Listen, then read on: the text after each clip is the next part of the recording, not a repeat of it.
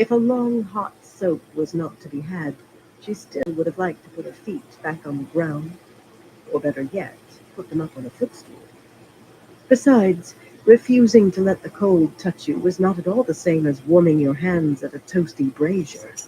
Her own writing table would have its pile of paper, too. Last night she had told Shiriam to give her the reports on the state of wagon repairs and the supply of fodder for the horses. They would be dry and boring, but she checked on different areas every day, so she could at least tell whether what people told her was based on fact or wishes. And there were always the eyes and ears reports.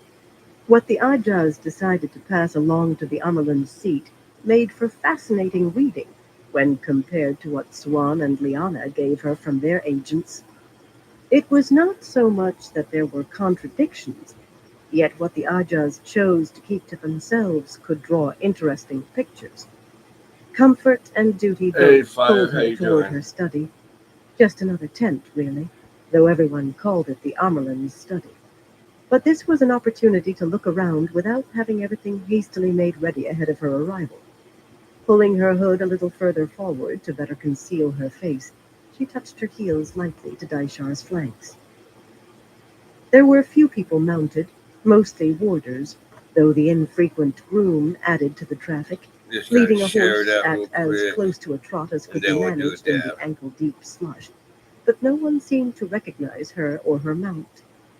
In contrast to the nearly empty streets, the wooden walkways, no more than rough planks pegged atop sawn logs, shifted slightly under the weight of people. The handful of men, dotting the streams of women like raisins in a cheap cake, walked twice as fast as anyone else. Excepting warders, men got their business among Aes Sedai done as quickly as possible.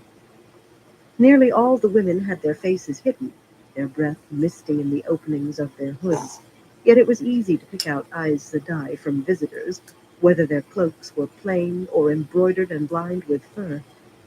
The crowds parted in front of the sister. Anyone else had to weave her way through.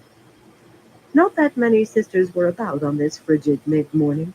Most would be snug in their tents. Alone in twos or threes, they would be reading or writing letters or questioning their visitors about whatever information those women had brought, which might or might not be shared with the rest of the sisters' Ajah, much less with anyone else. The world saw Aes Sedai as a monolith, towering and solid, or it had before the current division in the tower became common knowledge. Yet the pure fact was that the Ajahs stood apart in all but name, the hall their only true meeting point, and the sisters themselves were little more than a convocation of hermits, speaking 3 words beyond what was absolutely required only with a few friends, or with another sister they had joined in some design. Whatever else changed about the tower, Egwene was sure that never would. There was no point pretending that Aes Sedai had ever been anything but Aes Sedai, or ever would be. A great river rolling onward, all its powerful currents hidden deep, altering its course with imperceptible slowness. She had built a few hasty dams in that river, diverting a stream here and a stream there for her own purposes, yet she knew they were temporary structures. Sooner or later those deep currents would undercut her dams. She could only pray they lasted long enough. Pray and shore up as hard as she could. Very occasionally one of the accepted appeared in the throng, with the 7 bands of color on the hood of her white cloak, but most by far were novices in unadorned white wool.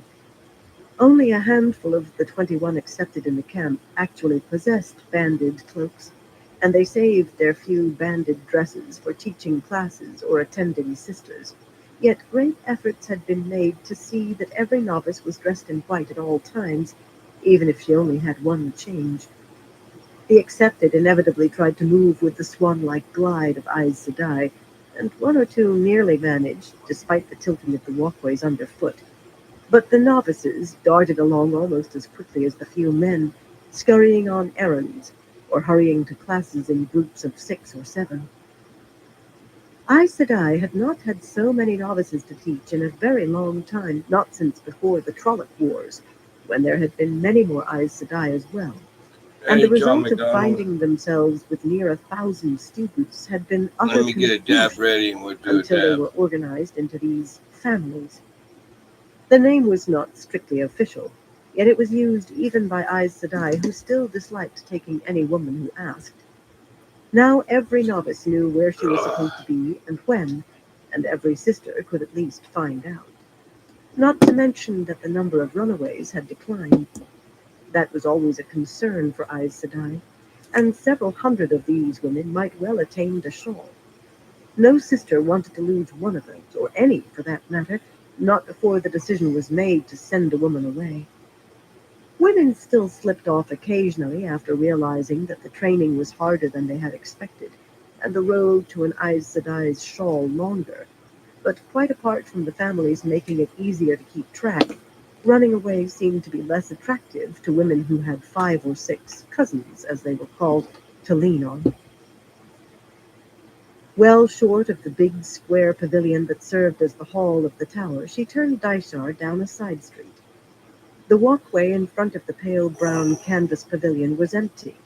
The hall was not a place anyone approached without business there, but the much-patched side curtains were kept down without a reason to make the workings of the hall public, so there was no telling who might step out. Any sitter would recognize Dysar at a glance, and some sitters she would as soon avoid even more than others. Lelaine and Ramonda, for example, who resisted her authority Definitely as can't wait till I get instinctively a as they better opposed chair. each other. Or any of those who had begun talking of negotiations. It was too much to believe that they were just hoping to rally spirits, or they would not have kept to whispers. The courtesies had to be maintained, though, no matter how often she wished she could box someone's ears. Yet no one could think she was being snubbed if Egwene did not see her. A faint silvery light flashed behind a tall canvas wall just ahead of her, Alright. surrounding one of the camp's 2 traveling grounds, One and with a like moment just later regular 2 seat sisters or any emerged good from seat. behind one of the flaps. There we Neither go. Freydrine nor Shamari was strong enough to weave a gateway by herself, but linked, she thought they could just Anything's better manage than one big enough to walk sitting through. on some blankets and Heads close pillows together on the in deep floor. conversation, strangely they were just pinning on their cloaks. Egwene kept her face averted anyway as she rode by. Both of the Browns had taught her as a novice, and Freydrine still seemed surprised that Egwene was eyeing.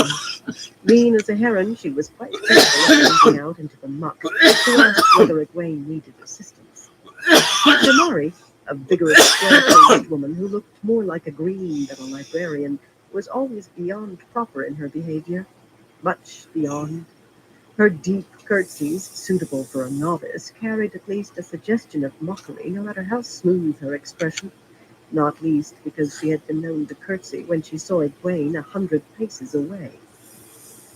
Where had they been, she wondered?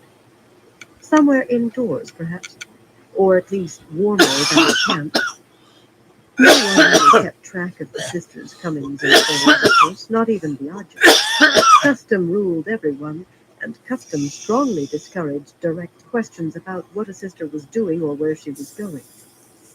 Most likely, Freydrine and Shamari had been to hear from some of their eyes and ears face to face, or maybe to look at a book in some library. They were brown, but she could not help thinking of Nisao's comment about sisters slipping away to Elida. It was quite possible to hire a boatman to make the crossing to the city, where dozens of tiny water gates gave entrance to anyone who wished it. But with a gateway, there was no need to risk exposure by riding to the river and asking after boats. Just one sister returning to the tower with the knowledge of that weed would give away their largest advantage, and there was no way except to keep quiet in the opposition to Elida, except to make the sisters believe there could be a quick end to this. If only there was a way to a quick end. Not far beyond the traveling ground, Egwene drew rein and frowned at Oh the yeah. long wall tent, I saw even some more patched than the hall.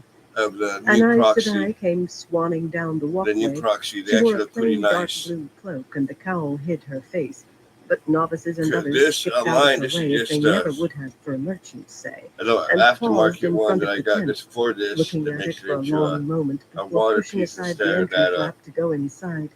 Her Just regular unwillingness hand as piece clear one. as if she had shouted. But this is the old model Egwene had trucks, never not the gone newer in there. one. She could feel Sidar being channeled inside, though faintly. The amount necessary was surprisingly small. A quick visit from the Amerlin should not draw too much attention, however. She very much wanted to see what she had set in motion. Dismounting in front of the tent, though, she discovered a trifling difficulty. There was nowhere to tie Daishar. The Amerlin always had someone rushing to hold her stirrup and take away her horse, but she stood there holding the gelding's reins, and clusters of novices bustled past with no more than a quick glance, dismissing her as one of the visitors. By this time every novice knew all of the accepted on sight, but few had seen the Amerlin's seat close up. She did not even have the ageless face to tell them she was Aes Sedai. With a rueful laugh, she put a gloved hand into her belt pouch. The stole would tell them who she was, and then she could order one of them to hold her horse for a few minutes, unless they thought it was a joke in bad taste at least. Some of the novices from Emmons Field had tried to pull the stole from her neck to keep her from getting in trouble.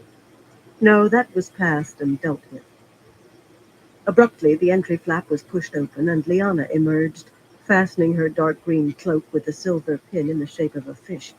The cloak was silk, and richly embroidered in silver and gold, as was the bodice of her riding dress.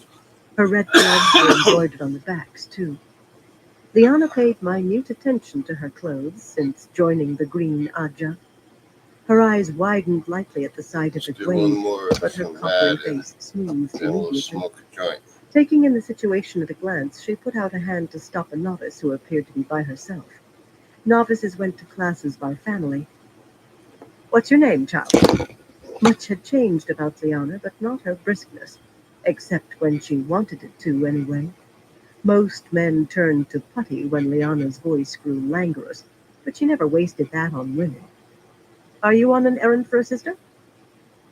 The novice, a pale-eyed woman close to her middle years, with an unblemished skin that had never seen a day's work in the field, gaped openly before recovering enough to make her curtsy, a smoothly practiced spreading of her white skirts with mittened hands.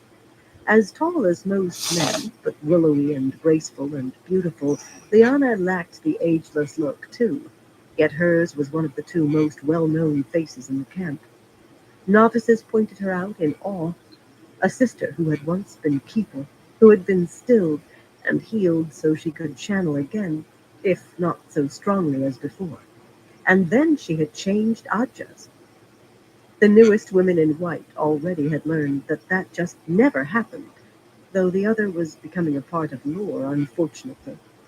It was harder to make a novice go slowly when you could not point out that she risked ending her quest for the shawl by burning herself out and losing the one power forever. "That is Muro Aes Sedai," the woman said respectfully in a lilting Mirandian accent. She sounded as if she wanted to say more, perhaps to give a title, but one of the first lessons on joining the tower was that you had left behind who you used to be. It was a hard lesson for some, especially those who possessed titles. "I'm going to visit my sister. I haven't seen her more than a minute since before we left Murundi." Relatives were always put in different novice families, as were women who had known each other before being entered in the novice book. It encouraged making new friends, and cut down on the inevitable tensions when one was learning faster than the other, or had a higher potential. "She's free of classes, too, until the afternoon, and your sister will have to wait a while longer, child," Lyanna broke in. "Hold the Amerlin's horse for her." Lettuce gave a start and stared at Egwene, who had finally managed to extract her stole. Handing Daishar's reins to the woman, she lowered her cowl and settled the long, narrow strip of cloth onto her shoulders. Light as a feather in her pouch, the stole had real weight hanging around her neck. Swan claimed that sometimes you could feel every woman who had ever worn the stole hanging from the ends of it, a constant reminder of responsibility and duty, and Egwene believed every word. The Mirandian gaped at her harder than she had for Lyanna, and took longer to remember to curtsy. No doubt she had heard that the Amelin was young, but it seemed unlikely she had given a thought to how young. "Thank you, child." Egwene said smoothly. There had been a time when she felt strange calling a woman 10 years older than herself child. Everything changed with time. It won't be for long. Liana, would you ask someone to send a groom for Daisha? Now that I'm out of the saddle, I'd as soon stay out, and Lettuce should be allowed to see her sister. I will see to it myself, Mother. Liana offered a fluid curtsy and moved away with never a hint that there was more between them than this chance encounter. Egwene trusted her far more than she did Anaya or even Shiriam. She certainly kept no secrets from Liana, any more than from Swan. But their friendship was yet another secret that had to be kept. For one thing, Liana had eyes and ears actually inside Tar Valon, if not in the tower itself, and their reports came to Egwene and Egwene alone. For another, Liana was much petted for accommodating so well to her reduced status, and every sister welcomed her, if only because she was living proof that stilling, the deepest dread of any Aes Sedai, could be reversed. They welcomed her with open arms, and because she was less now, standing below at least half the sisters in the camp, they often spoke in front of her about matters they would never like the Arlen to know of. So Egwene did not so much as glance after her as she left. Instead, she offered Lettuce a smile. The woman reddened and bobbed another curtsy, then entered the tent, stripping off her gloves and tucking them behind her belt. Inside, 8 mirrored stand lamps stood along the walls between low wooden chests. One with a bit of worn gilding and the rest of painted iron. No two of the lamps had the same number of arms, but they provided good illumination, if not so bright as outside. Assorted tables that seemed to have come from 7 different farm kitchens made a row down the center of the canvas ground cloth. The benches of the 3 farthest occupied by a half a dozen novices with their cloaks folded beside them, each woman surrounded by the glow of the power. Tiana, the mistress of novices, hovered anxiously over them, walking between the tables, and surprisingly, so did Sharina Malloy, one of the novices acquired in Murundi. Well, Sharina was not exactly hovering, just watching calmly, and perhaps it should not have been a surprise to find her there. A dignified, gray-haired grandmother with a tight bun on the back of her head, Sharina had run a very large family with a very firm hand, and she seemed to have adopted all of the other novices as granddaughters or grandnieces. She was the one who had organized them into those tiny families, completely on her own, and apparently out of simple disgust at seeing everyone flounder around.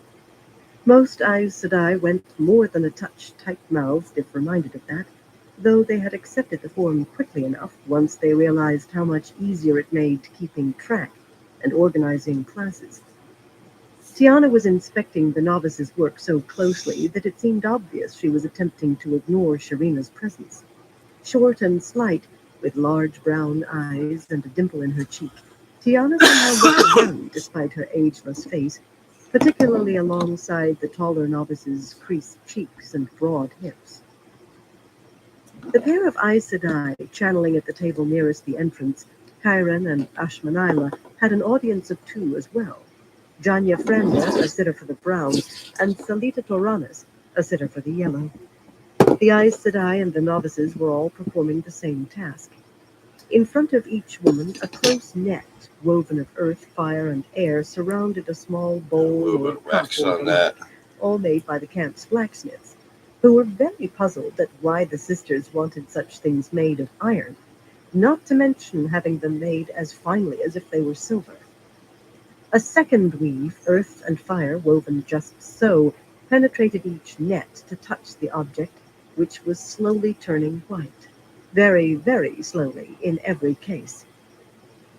Ability with the weave improved with practice, but of the 5 powers, strength in earth was the key, and beside Egwene herself, only 9 sisters in the camp, along with 2 of the accepted and nearly 24 novices, had sufficient of that to make the weaves work at all.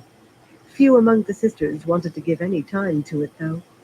Ashmanila, lean enough to make her seem taller than she really was, fingers tapping the tabletop on either side of the simple metal cup in front of her, was frowning impatiently as the edge of whiteness crept upward past halfway. Chiron's blue eyes were cold enough that it seemed her stare alone might shatter the tall goblet she was working on. That had only the smallest rim of white at the bottom. It must have been Chiron Egwene had seen going in. Not everyone was unenthusiastic, though. Janya, slim in her pale bronze silks and wearing her brown fringed shawl draped over her arms, studied what Chiron and Ashmanila were doing with the eagerness of one who wished she could be doing the same. Janya wanted to know everything, to know how everything was done and why it happened that way. She had been extremely disappointed when she could not learn to make turong real. Only 3 sisters aside from Elaine had managed that so far, with very spotty success, and she had made a concerted effort to learn this skill, even after the testing showed she fell short of the required strength in using earth. Salita was the first to notice Egwene. Round-faced and almost as dark as charcoal, she eyed Egwene levelly, and the yellow fringe of her shawl swayed slightly as she made a very precise curtsy, exact to the inch. Raised in Salidar, Salita was part of a disturbing pattern. Too many sitters who were too young for the position. Salita had only been Aes Sedai for 35 years, and rarely was a woman given a chair before wearing the shawl for 100 or more. Swan saw a pattern anyway and thought it disturbing, though she could not say why. Patterns she could not understand always disturbed Swan. Still, Salita had stood for war against Elida and frequently supported Egwene in the hall, but not always, and not in this. Mother, she said coolly. Janya's head jerked up and she broke into a beaming smile. She also had stood for war, the only woman who had been a sitter before the tower divided to do so, excepting Lilane and Lirella, 2 of the Blues. And if her support for Egwene was not always unwavering, it was so here. As usual, words spilled out of her. I will never get over this, Mother. It's simply amazing. I know we shouldn't be surprised any longer when you come up with something no one else has thought of. Sometimes I think we've gotten too set in our ways, too sure what can and cannot be done. But to puzzle out how to make Gwendiyar... She paused for breath, and Salita moved into the gap smoothly and coldly. I still say it is wrong, she said firmly. I admit the discovery was a brilliant piece of work on your part, Mother, but Aes Sedai should not be making things for sale. Salita invested that word with all the scorn of a woman who accepted the income from her estate in Tyr without ever thinking how it had been come by. The attitude was not uncommon, though most sisters lived on the tower's generous yearly allowance, or had, before the tower split apart. On top of which, she went on, nearly half the sisters forced into this are yellow. I receive complaints every day. We, at least, have more important uses for our time than making things. That earned her a hard glare from Ashmanila, a gray, and a frigid stare from Chiron, who was She's blue. already But writing. Salita ignored them. She was one of those yellows who seemed to think the other Ajas were only adjuncts to her own, which, of course, had the only truly useful purpose among them. And novices should not be doing weaves of this complexity at all, Tiana added, joining them.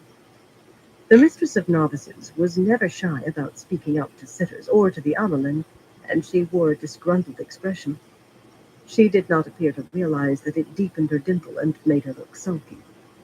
It is a remarkable discovery, and I, for one, have no objections to trade. But some of these girls can barely manage to make a ball of fire change color with any surety. Letting them handle weaves like this will only make it more difficult to stop them from leaping to things they can't handle, and the light knows that's difficult enough already. They may even do themselves an injury. Nonsense, nonsense, Janya exclaimed, waving a slender hand as if to brush away the very idea. Every girl who's been chosen can already make 3 balls of fire at once, and this requires very little more of the power. There's no danger at all so long as they're under a sister's supervision, and they always are. I've seen the roster.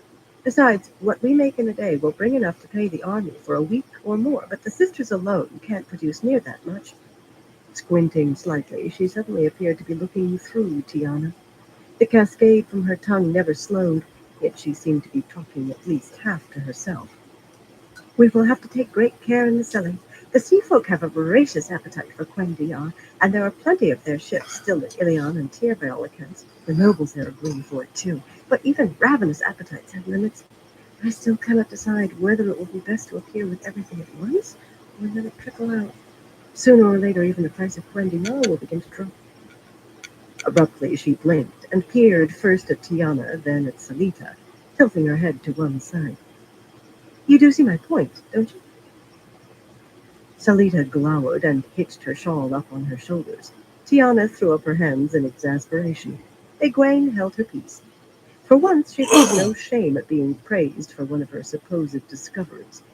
Unlike nearly everything else except traveling, this one actually was hers, though Mogadine had pointed the way before she escaped. The woman did not know how to actually make anything. At least, she had not revealed any such knowledge, however hard Egwene had pressed her, and she had pressed very hard. But Mogadine had a wide streak of greed, and even in the age of legends, Quendiar had been a prized luxury. She had known enough of how it was made for Egwene to puzzle out the rest. In any case, no matter who objected or how strenuously, the need for money meant the production of Quendiar would continue, though as far as she was concerned, the longer before any of it was sold, the better. Sharina, clapping her hands together loudly in the back of the tent, jerked everyone's head that way. Chiron and Ashmanila turned too, the blue even letting her weaves go, so the goblet bounced on the tabletop with a metallic clatter. It was a sign of boredom. The process could be started over, though finding the precise point was very hard, and some sisters took every opportunity to do anything else during the hour they had to spend in the tent each day. An hour or until they completed one item start to finish, whichever came first. That was supposed to push them to try harder at increasing their skill, but few had progressed very far. Vote a win, Nicola. Off to your next class, Sharina announced. That wax is a little bit She still did on not there. speak loudly, but her voice had a strength that could have cut through a babble of voices, much less the quiet of the tent. You have just time to wash your hands and faces. Quickly now. You don't want any bad reports. Bodawin moved with efficient alacrity, releasing Saidar and placing her half-made Quendiar bracelet in one of the chests along the wall for someone else to finish, then gathering her cloak. Plump-cheeked and pretty, she wore her hair in a long, dark braid, though Egwene was not sure she had gotten permission from the women's circle. But then that world was behind her now. Tugging on her mittens as she hurried from the tent, Boda kept her eyes down and never glanced in Egwene's direction. Plainly, she still did not understand why a novice could not drop by to chat with the Amelin seat whenever she wanted, even if they had grown up together. Egwene would have loved to talk with Boda and some of the others, but an Amelin had lessons to learn too. An Amelin had many duties, few friends, and no favorites. Besides, even the appearance of favoritism would mark the Two Rivers girls out and make their lives with the other novices a misery. And it wouldn't do me much good with the hall either, she thought wryly. She did wish the Two Rivers girls understood, though. The other novice Sharina had named did not leave her bench or stop channeling. Nicola's black eyes flashed at Sharina. I could be the best at this if I was ever allowed to really practice, she grumbled sullenly. I'm getting better, I know I am.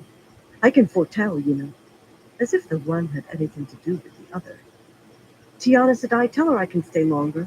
I can finish this bowl before my next class, and I'm sure Adina said I won't mind if I'm just a little late. If her class was any time soon, she would be more than a little late if she tarried to complete the bowl. Her hour's effort had turned only half of it white. Tiana opened her mouth, but before she could utter a word, Sharina raised one finger, then a moment later, a second. It must have had some particular significance, because Nicola went pale and let go of her weeds on the instant, leaping up so quickly that she joggled the bench, earning quick frowns from the other two novices who shared it. They bent quickly back to their work, though, and Nicola almost ran to thrust the half-done bowl into a chest before snatching up her cloak. To Egwene's surprise, a woman she had not seen, dressed in a short brown coat and wide trousers, jumped up from where she had been sitting on the ground cloth beyond the tables. Scowling blue-eyed daggers at everyone in sight, Arena ran out of the tent after Nicola, the two women mirror images of disgruntlement and discontent. Seeing the pair of them together made Egwene uneasy. "I didn't know friends were allowed in here to watch," she said. "Is Nicola still causing problems?" Nicola and Arena had attempted to blackmail her and Mirel and Bisau, but that was not what she meant. That was still another secret. "Better the girl's friendly with Arena than with one of the male grooms," Tiana said with a sniff. "We've had 2 hit with child, you know, and 10 more likely to. The girl needs more friends, though. Friends will do the trick with her." She cut off as 2 more white-clad novices hurried into the tent, the pair of them squeaking and skidding to a halt when they found Aes Sedai standing right in front of them. Hastily dropping curtsies, they scuttled to the back of the tent at a gesture from Tiana and folded their cloaks on a bench before fetching a partly white goblet and an almost white cup from one of the chests. Sharina saw them settled to work, then gathered her own cloak and swung it around her shoulders before coming up the tent. "If you will excuse me, Tiana Sedai," she said, making a curtsy that just came short of being to an equal. "I've been told off to help with the midday meal today, and I wouldn't want to get crosswise with the cooks." Her dark eyes rested on Egwene for a brief moment, and she nodded to herself. "Well," Tiana said sharply, "I would hate to hear you had been switched for being late." Without turning a hair, Sharina offered her courtesies again, neither in a hurry nor dragging it out, to Tiana, to the sitters, to Egwene, with another glance that was penetrating but too short for offense. And when the tent flap swung shut behind her, Tiana blew out her cheeks in exasperation. "Nicola causes less trouble than some," she said darkly, and Janya shook her head. "Sharina doesn't cause problems, Tiana." She spoke as quickly as ever, but quietly, so her voice would not carry to the back of the tent. Disagreements between sisters were never aired in front of novices, especially when the disagreement was over a novice. "She already knows the rules better than any excepted, and never puts a toe over the line. She never shirks at even the dirtiest chores either, and she's the first to lend a hand when another novice needs one. Sharina is simply who she is. Right? You can't allow a novice to intimidate you." Tiana stiffened and opened her mouth angrily, but once Janya had the bit between her teeth, getting a word in edgewise was no easy matter. "Nicola, on the other hand, causes all sorts of problems, Mother," the Brown rushed on. "Ever since we found out she has the foretelling, she's been foretelling 2 or 3 times a day to hear her tell it, or rather to hear Arena tell it. Nicola is smart enough to know everyone is aware she can't remember what she says when she foretells, but Arena always seems to be there to hear and remember and help her interpret. Some are the sort of thing anyone in the camp with half a brain and a credulous nature might think of. Battles with the Shan Chen or the Ashaman, an Amerlin imprisoned, the Dragon Reborn doing 9 impossible things, visions that might be Tom Gaiden or a bilious stomach, and the rest all just happen to indicate that Nicola ought to be allowed to go faster with her lessons. She's always too greedy for that. I think even most of the other novices have stopped believing her."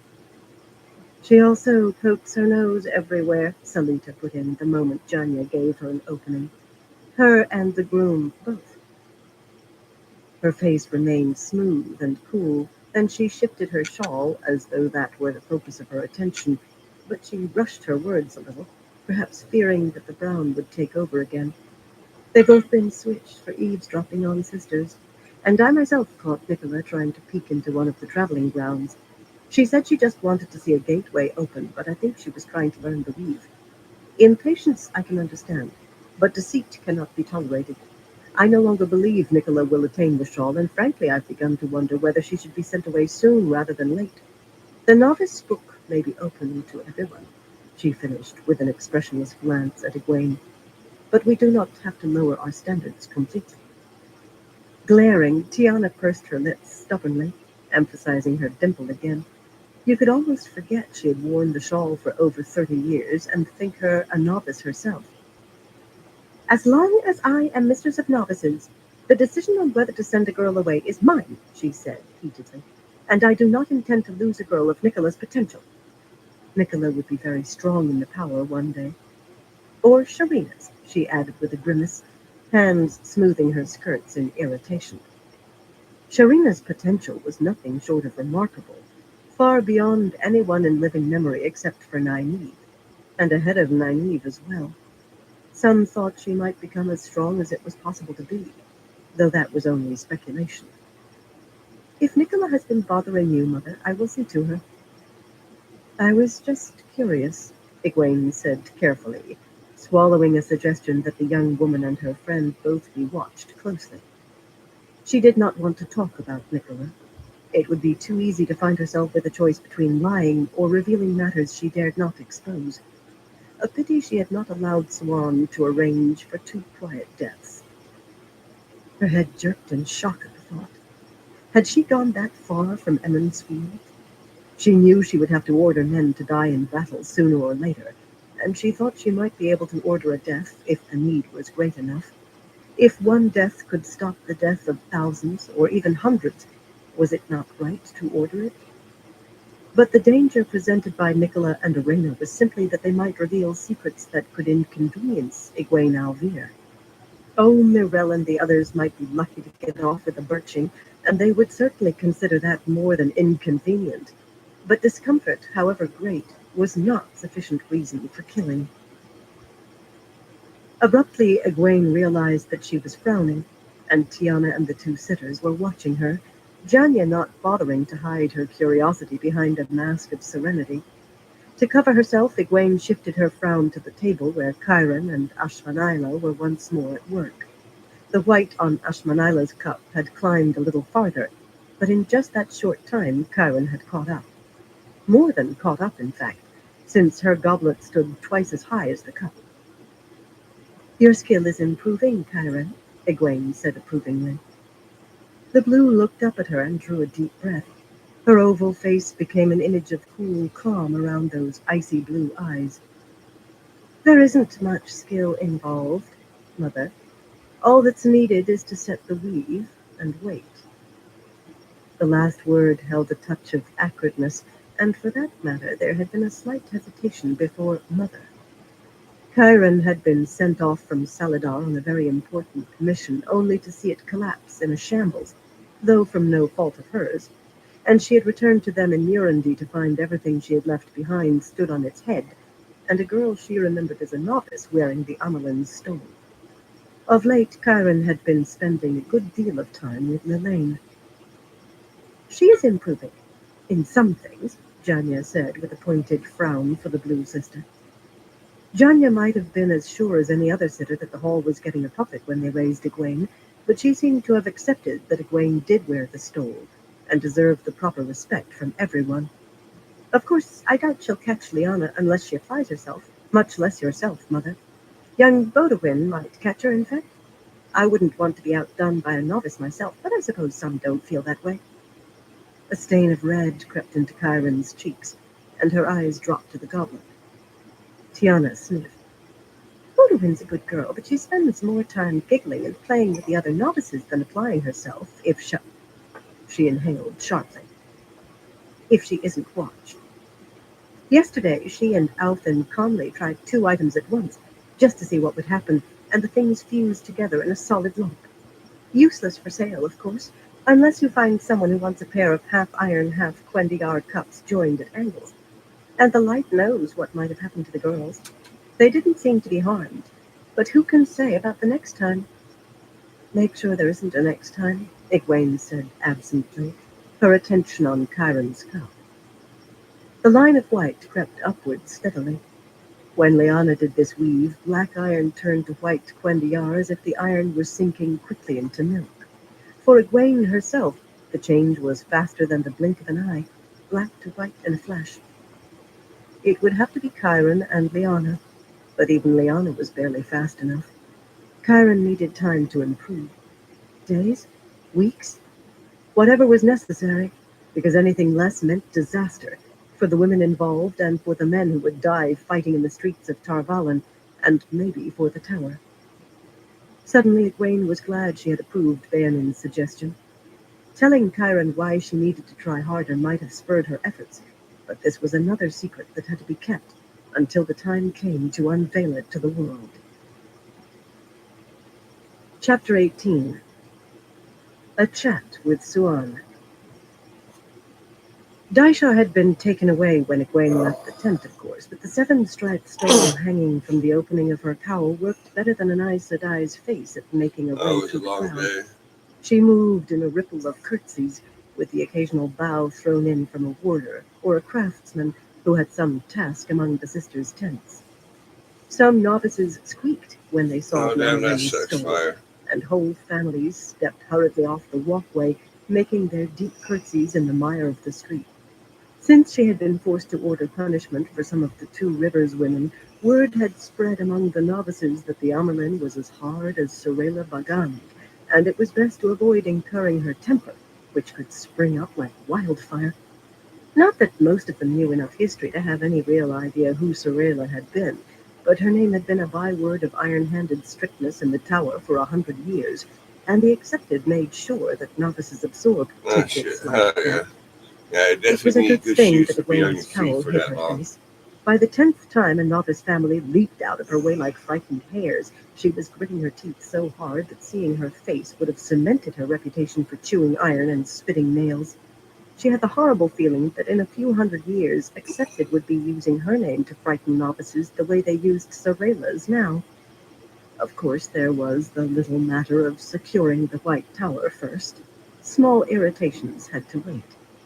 She thought she could have spit nails without the iron. The crowds thinned to nothing around the Amelin's study, which was just a peaked canvas tent with patched brown walls, despite the name. Like the hall, it was a place to be avoided unless you had business there or were summoned. No one was simply asked to the hall of the tower or the Amelin's study. The most innocuous invitation to either was a summons, a fact that turned that simple tent into a haven. Sweeping through the entry flaps, she swung her cloak off with a feeling of relief. A pair of braziers made the tent deliciously warm after outside, and they gave off very little smoke. A touch of sweet scent lingered from the dried herbs that had been sprinkled on the glowing embers. "The way those fool girls behave, you would think I—" she began in a growl, and cut off abruptly. She was not surprised to see Swan standing beside the writing table in plain blue wool, finely cut but simple, a wide, tooled leather folder held to her chest. Most sisters still seemed to believe, like Delana, that she was reduced to instructing Egwene in protocol and running errands, grudgingly in both cases, but she was always there, bright and early, which seemed to have gone unnoticed so far. Suan had been an Amelin who chewed iron, though no one would believe who did not already know. Novices pointed her out as often as they did Lyanna, but with an air of doubt that she really was who the sisters said. Pretty, if not quite beautiful, with a delicate mouth and dark glossy hair to her shoulders, Suan looked even younger than Lyanna, only a few years older than Egwene. She could have been taken for one of the accepted without the blue-fringed shawl draped across her arms. That was why she never went without the shawl, to avoid embarrassing mistakes. Her eyes had not changed any more than her spirit, however, and they were icy blue awls aimed at the woman whose presence was a surprise. Halima was certainly welcome, yet Egwene had not expected to see her stretched out on the brightly colored cushions that were piled along one side of the tent, her head propped on one hand. Where Swan was pretty, the sort of young woman, seemingly young at least, who made men and women alike smile at her, Halima was stunning, with big green eyes and a perfect face, and a full, firm bosom, the sort who made men swallow and other women frown. Not that Egwene frowned, or believed the tales carried by women jealous of the way Halima attracted men just by being. She could not help the way she looked, after all. But even if her position as Delana's secretary was plainly a matter of charity by the Grey sister, a poorly educated countrywoman, Halima formed her letters with the awkwardness of a young child, Delana usually kept her busy all day with some sort of make-work. She seldom appeared before time for bed, and then it was nearly always because she had heard Egwene had one of her heads. Nisao could do nothing with those headaches, even using the new healing, but Halima's massages worked wonders, even when the pain had Egwene whimpering.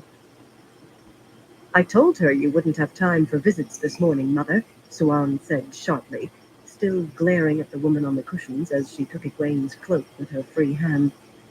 But I might as well have played cat's cradle with myself as opened my mouth. Hanging the cloak on the rustic cloak stand, she snorted contemptuously. Maybe if I wore breeches and had a mustache, she'd pay mind.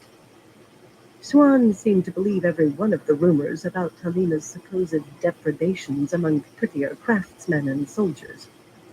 Strangely, Halima seemed amused by her reputation. She might even have enjoyed it. She laughed, low and throaty, and stretched on the cushions like a cat. She did have an unfortunate liking for low-cut bodices, incredible in this weather, and she nearly came out of her blue-slashed-green silk. Silk was hardly the usual garb for a secretary, but Delana's charity ran deep, or her debt to Halima did. You seemed worried this morning, Mother, the green-eyed woman murmured. And you slipped out so early for your ride, trying not to wake me. I thought you might like to talk. You wouldn't get so many headaches if you talked over your worries more. At least you know you can talk to me. Eyeing Swan, who was peering down her nose disdainfully, Halima gave another smoky laugh. And you know I don't want anything from you. Unlike some. Swan snorted again and deliberately busied herself with placing the folder on the writing table just so between the stone inkwell and the sand jar. She even fiddled with the pen rest. With an effort, Egwene managed not to sigh. Just. Halima did ask for nothing beyond a pallet in Egwene's tent, so she could be on hand when one of Egwene's headaches came on, and sleeping there must have given difficulties with carrying out her duties for Delana. Besides, Egwene liked her earthy, outspoken manner. It was very easy to talk to Halima and forget for a little while that she was the Amelin Sea, a relaxation she could not have even with Swan. She had fought too hard for recognition as Aes Sedai and Amelin, and her grip on that recognition was too tenuous. Every slip from being Amelin would make the next slip easier, and the next after that, until she was back to being regarded as a child at play. That made Halima a luxury to be treasured, quite apart from what her fingers could do to Egwene's headaches. To her annoyance, though, every other woman in the camp appeared to share Swan's view, with the possible exception of Delana. The Grey seemed too prudish to employ a light skirt, no matter what charity she thought she owed. In any case, whether the woman chased men or even tripped them up was beside the point now. I'm afraid I do have work, Halima, she said, tugging off her gloves. A mountain of work, most days. There was no sign of Shiriam's reports on the table yet, of course, but she would be sending them soon, along with a few petitions she thought merited Egwene's attention. Just a few. 10 or 12 appeals for redress of grievances, with Egwene expected to pass the Amelin's judgment on each. You could not do that without study and questions, not and hand down a just decision. Perhaps you can have dinner with me. If she finished in time to do more than eat at her table right there in her study. It was getting on toward midday already. We can talk then. Halima sat up abruptly, eyes flashing and full lips compressed, but her scowl vanished as quickly as it had come. A smoldering remained in her eyes, though. Had she been a cat, she would have had her back arched and her tail like a bottle brush. Rising gracefully to her feet on the layered carpets, she smoothed her dress over her hips. Very well, then, if you're certain you don't want me to stay. With remarkable timing, a dull throb began behind Egwene's eyes, an all-too-familiar precursor to a blinding headache. But she shook her head anyway and repeated that she had work to do. Halima hesitated a moment longer, her mouth going tight once more, hands fisting in her skirts. Then she snatched her fur-lined silk cloak from the cloak stand and stalked out of the tent without bothering to pull the garment around her shoulders. She could do herself an injury going about like that in the cold. That fishwife temper will get her in trouble sooner or later, Swan muttered before the entry flap stopped swaying. Scowling after Halima, she twitched her shawl up onto her shoulders. The woman holds it in around you. But she doesn't mind giving me the rough side of her tongue, me or anybody else. She's been screaming at Delana. Who ever heard of a secretary screaming at her employer? And a sister at that. A sitter. I don't understand why Delana puts up with her. That's Delana's business, surely. Questioning another sister's actions was just as forbidden as interfering with them, only by custom, not law. Yet some customs were as strong as law. Surely she did not have to remind Swan of that. Rubbing her temples, Egwene sat down carefully in the chair behind her writing table, but the chair wobbled anyway. Designed to fold for storage on a wagon, the legs had a habit of folding when they were not supposed to, and none of the carpenters had been able to fix them after repeated attempts. The table folded as well, but that held up more firmly. She wished she had taken the opportunity to acquire a new chair in Nuremberg, yet there had been so many things that needed buying, and not enough coin to stretch when she already had a chair. At least she had acquired a pair of stand lamps and a table lamp, all three plain red-painted iron, but with good mirrors that were free of bubbles. Good light did not seem to help her headaches, yet it was better than trying to read by a few tallow candles and a lantern. If Swan heard any rebuke, it did not slow her down. It's more than just a temper. Once or twice I thought she was on the brink of trying to strike me. I suppose she has sense enough to hold back from that, but not everyone is Aes Sedai. I'm convinced she managed to break a wheelwright's arm somehow. He says he fell, but he looks to be lying to me, with his eyes shifting and his mouth twitching. He wouldn't like admitting a woman bent his elbow backwards, now would he? Give over, Swan, Egwene said wearily. The man likely tried to take liberties. He must have. She could not see how Halima could have broken a man's arm in any event. However you described the woman, muscular did not come into it. Instead of opening the embossed folder that Swan had laid on the table, she rested her hands on either side of it. That kept them away from her head. Maybe if she ignored the pain, it would go away this time. Besides, for a change, she had information to share with Swan. It seems that some of the sitters are talking about negotiating with Elida, she began. Expressionless, Swan balanced herself atop one of the two rickety three-legged stools in front of the table and listened attentively, only her fingers moving, lightly stroking against her skirts, until Egwene finished. Then she made fists and growled a set of curses that were pungent even for her, beginning with a wish for the lot of them to choke to death on weak old fish guts and sliding downhill fast from there. Coming from that young, pretty face only made them worse. I suppose you're right letting it go forward, she muttered, once her invective ran down. The talk will spread now it's begun, and this way you gain a jump on it. Bayanin shouldn't surprise me, I suppose. Bayanin's ambitious, but I always thought she'd have gone scurrying back to Elida if Shiriam and the others hadn't stiffened her backbone. Voice quickening, Swan fixed her eyes on Egwene as if to lend weight to her words. I wish Varilyn and that lot surprised me, Mother.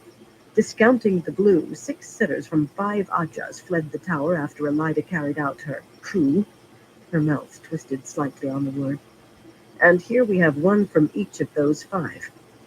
I was in Tel Aranriod last night in the tower. I hope you were careful, Egwene said sharply. Swan hardly seemed to know the meaning of careful sometimes. The few dream Torangreal in their possession had lines of sisters panting to use them, mostly to visit the tower. And while Swan was not precisely forbidden one, it was the next thing to. She could have put her name down forever without the hall granting her a single night. Quite aside from the sisters who blamed Swan for the tower being broken in the first place, she was not accepted back quite as warmly as Lyanna on that account, nor cosseted by anyone. Quite aside from that, too many remembered her rough teaching when she was one of the few who knew how to use the dream Terangreal. Swan did not suffer fools gladly, and everyone was a fool their first few times in Tel'aran'rhiod. So now she had to borrow Lyanna's turn when she wanted to visit the world of dreams. And if another sister saw her there, the next thing to might become an outright ban. Or worse.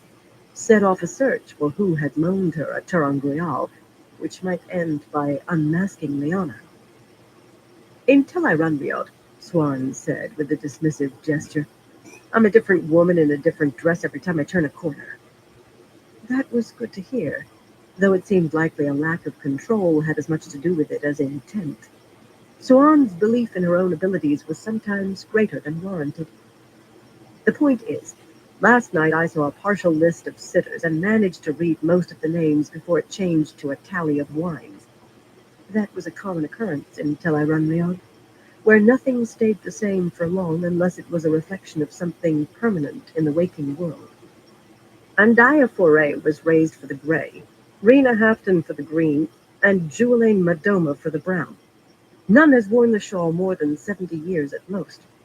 Elida has the same problem we do, Mother. I see, Egwene said slowly. She realized that she was massaging the side of her head. The throb behind her eyes beat on. It would grow stronger. It always did. By nightfall, she was going to regret having sent Halima away.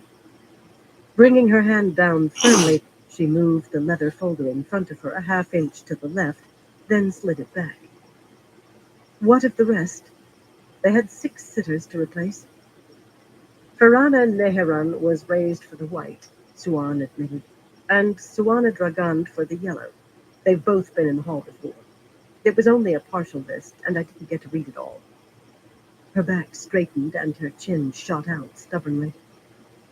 1 or 2 raised before time would be unusual enough. It happens, but not often. But this makes 11, maybe 12, but 11 for sure between us and the tower.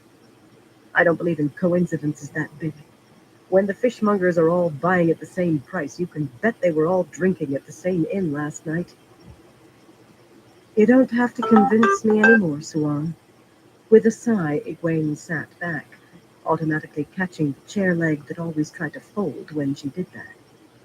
Clearly something odd was happening. But what did it mean? And who could influence the choice of sitters in every Aja? Every Aja except the blue, at least. They had chosen 1 new sitter, but Moria had been Aes Sedai well over 100 years. And maybe the red was not affected. No one knew what changes, if any, had been made in the red sitters. The black might be behind it, but what could they gain, unless all of those 2 young sitters were black? That seemed impossible in any case. If the Black Aja had had that much influence, the hall would have been all dark friends long ago. Yet if there was a pattern and coincidence would not hold, then someone had to be at the heart of it. Just thinking about the possibilities, the impossibilities, made the dull pain behind her eyes grow a little sharper. If this turns out to be happenstance after all, Swan, you're going to regret ever thinking you saw a puzzle. She forced a smile saying that, to take out any sting. And Amerlin had to be careful with her words. Now that you've convinced me there is a puzzle, I want you to solve it. Who is responsible and what are they after? Until we know that, we don't know anything. Is that all? Swan said dryly. Before supper or after? We'll have to do, I suppose, Egwene snapped, then took a deep breath at the abashed look on the other woman's face. There was no point taking her headache out on Swan. And Amerlin's words had power, and sometimes consequences. She had to remember that. As soon as you can would be very good, though, she said in a milder voice. I know you'll be as quick as you can. Chagrined or not, Swan seemed to understand that Egwene's outburst came from more than her own sarcasm. Despite her youthful appearance, she had years of practice at reading faces. Shall I go find Halima? She said, half rising. The lack of tartness attached to the woman's name was a measure of her concern. It won't take a minute.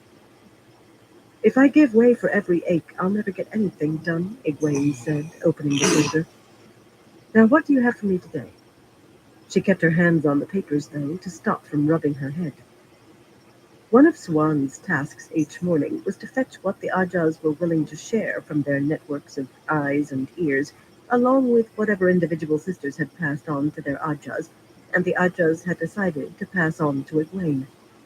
It was a strange process of sieving, yet it still gave a fair picture of the world when added to what Swan put in.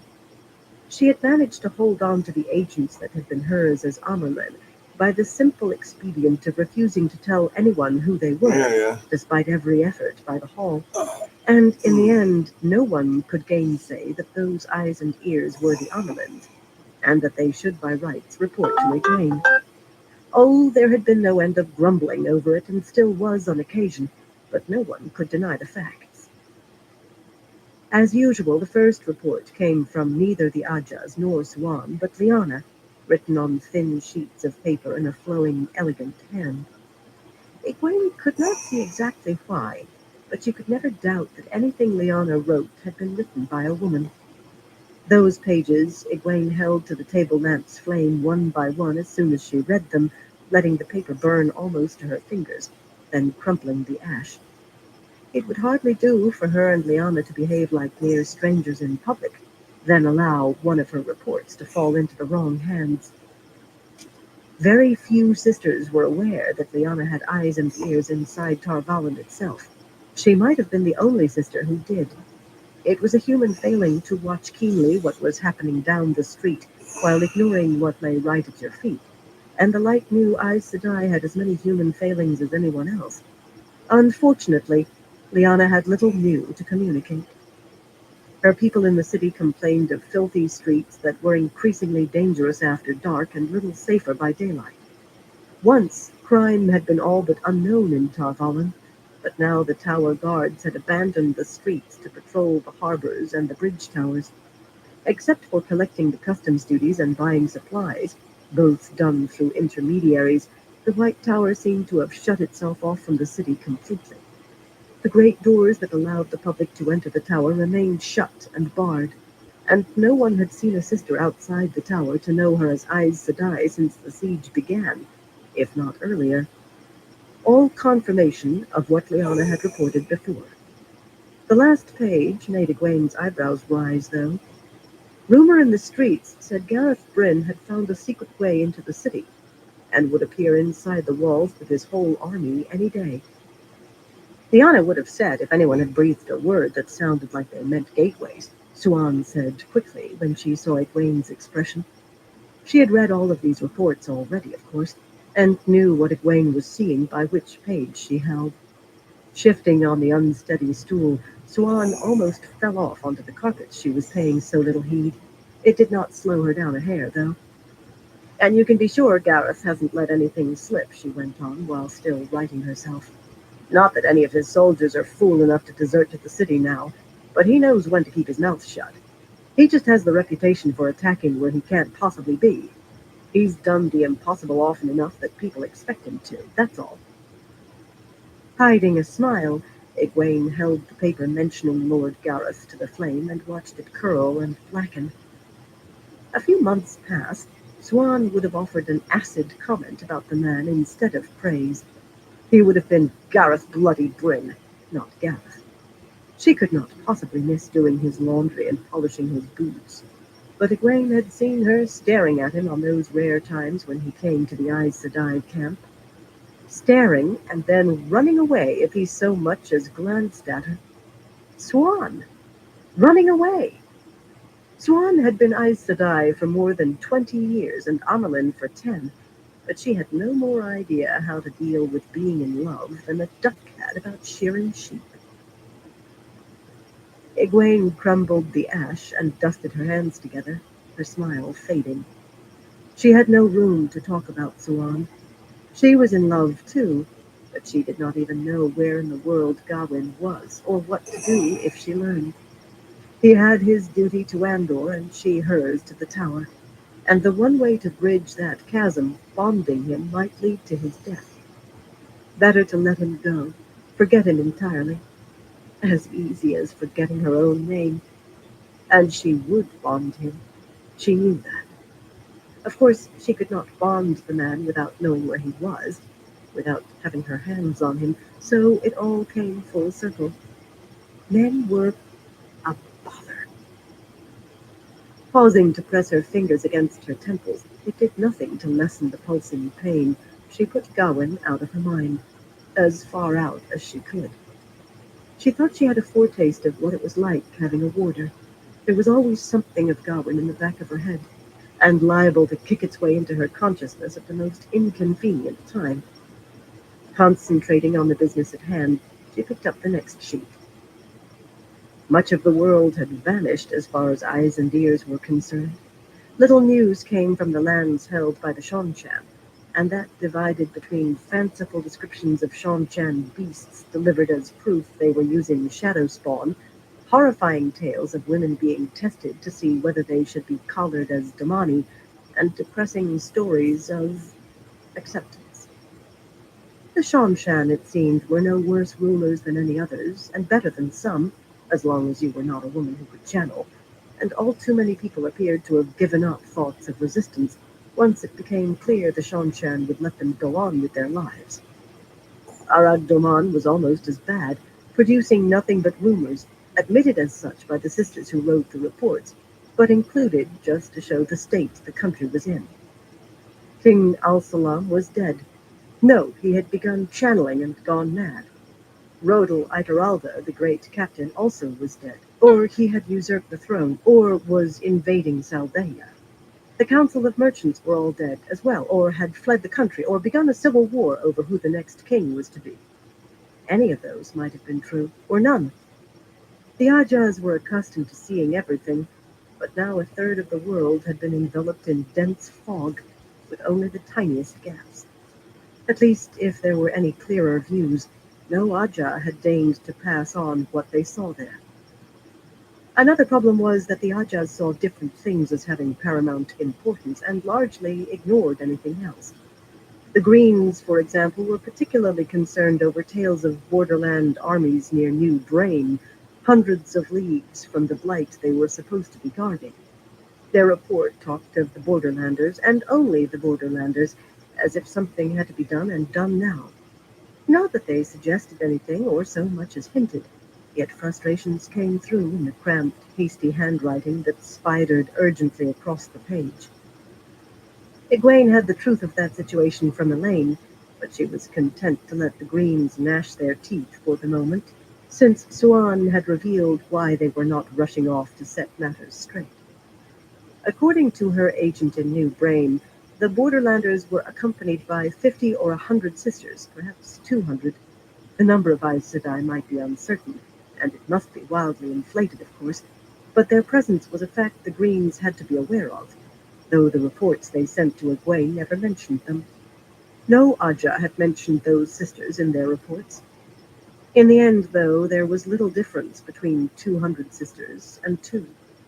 No one could be certain who those sisters were, or why they were there. Yet poking a nose in would surely be seen as interfering. It seemed strange that they could be engaged in a war between Aes Sedai and still be held back from interfering with another sister by custom, but thankfully it was so. At least they don't suggest sending anyone to Camelin.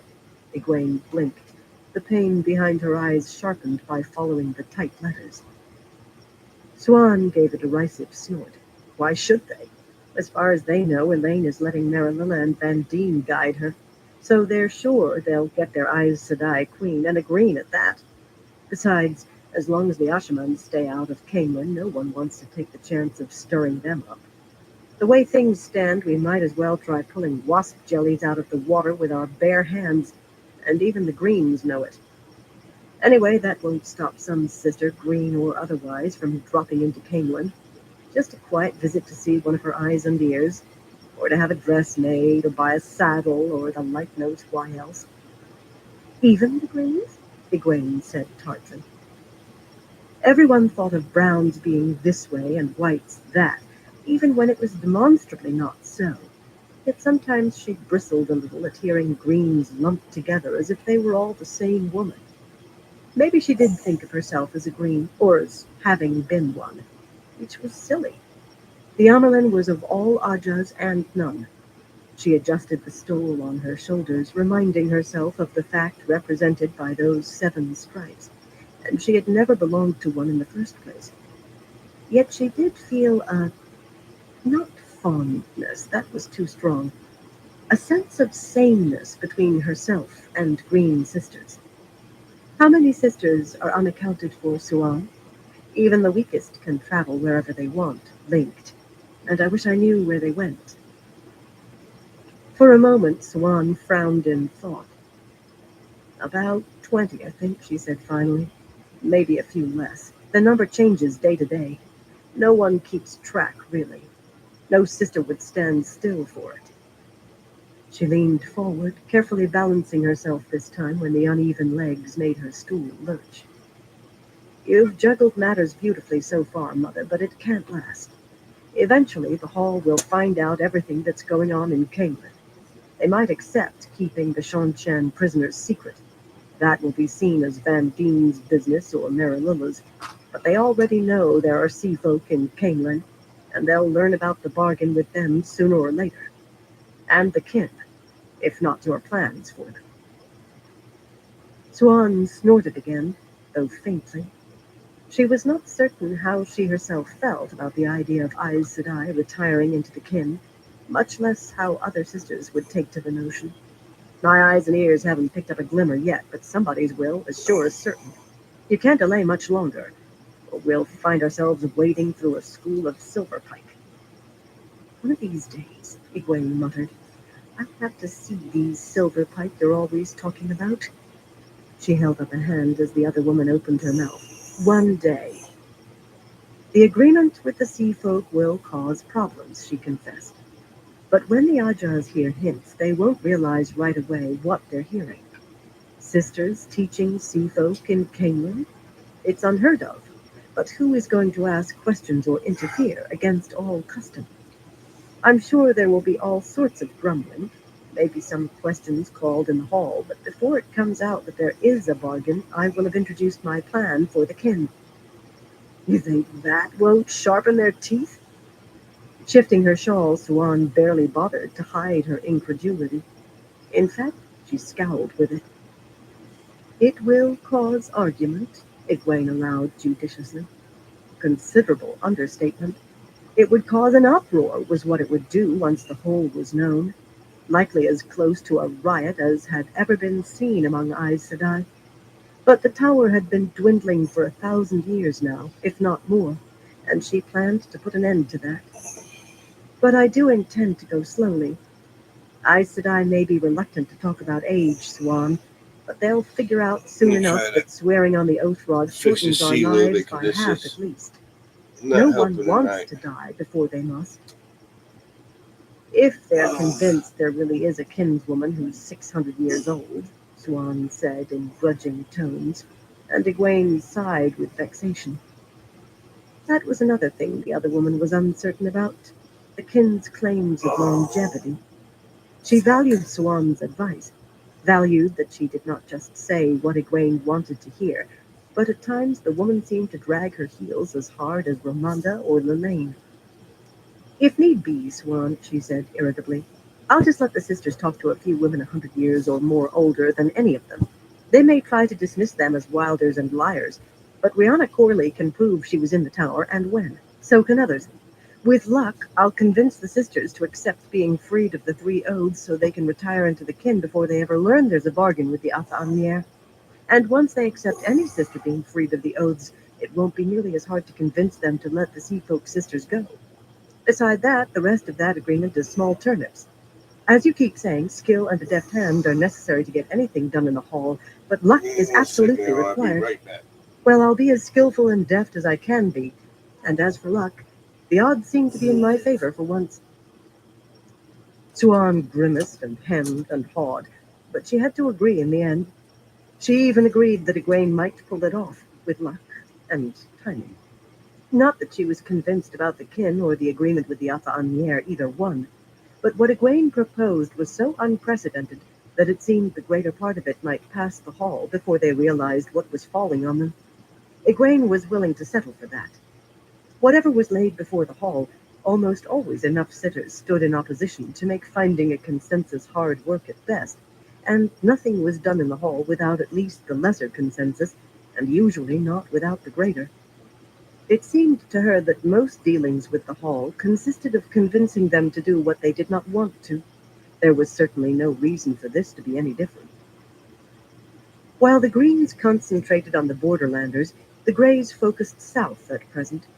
Every Aja was fascinated by the reports from Ilion and Tyr of large numbers of wilders among the seafolk, which they found interesting if true, though there seemed strong doubt that it could be true, or else sisters would have known about it before this. After all, how could such a thing be hidden? No one mentioned that they had just accepted what they saw on the surface and never looked deeper. The Greys, though, were fascinated by the continued Shanshan threat to Ilion and the recently begun siege of the Stone of Tyr. Wars and threats of war always mesmerized Greys, since they were dedicated to ending strife, and to extending their influence, of course. Every time the Greys stopped a war with a treaty, they increased the influence of all Aes Sedai, but of Greys most of all. The Shanshan seemed beyond negotiation, however, at least by Aes Sedai, and the Greys' outraged sense of being thwarted came through in curt words about Shanshan incursions across the border, and the increasing forces being gathered by Lord Gregorin, the steward in Ilion for the Dragon Reborn, a title that was a matter of some concern in itself. Tyr had its own steward for the Dragon Reborn, the High Lord Darlin Cisnera, and he was besieged in the stone by nobles who refused to accept Rand. It was a very strange siege. The stone had its own docks, and Darlin's enemies could not cut off supplies, even holding the rest of the city as they did, and they seemed content to sit and wait in any event. Or perhaps they just could not see what to do next. Only the Aiel had ever taken the stone by assault, and no one had ever starved it out. The Greys had some hopes in Tyr. Egwene's head came up as she read to the bottom of the page, and she hurriedly set that page down and picked up the next. The Greys had had some hopes. Apparently a Grey sister had been recognized coming out of the stone and followed to a meeting with High Lord Tedosian and High Lady Estanda, two of the most prominent among the besiegers. "Marana," she breathed. "They say it was Marana Ambry, Swan." Unconsciously, she massaged her temple. The pain behind her eyes had ratcheted a little higher. "She may do some good." Rising, Suan crossed the carpets to a small table against the tent wall, where several mismatched cups and two pitchers sat on a tray. The silver pitcher held spiced wine and blue-glazed pottery tea, both set there at first light against the Amerlin's arrival, and both long since gone cold. No one had expected Egwene to go riding off to the river. As long as Tedosian and the others don't realize who she's really working for. Suan's shawl slipped off one shoulder as she felt the side of the pottery pitcher, and the light of Sidar surrounded her briefly as she channeled fire, warming the contents. They won't trust her to negotiate in good faith if they find out she's the Dragon Reborn's creature. Filling a polished pewter cup with tea, she added generous dollops from the honey jar, stirring it in well, and brought the cup back to Egwene. "This might help your head. It's some sort of herb concoction Chesa found, but honey cuts the taste." Egwene took a cautious sip and set the cup down with a shudder. If it tasted that sharp with honey, she did not want to imagine it without. The headache might be better. "How can you take this so calmly, Suan? Marana turning up in Tyr is the first real proof we've had. I'll take your sitters as coincidence before that." In the beginning, there had only been whispers, from the Ajas or from Suan's eyes and ears.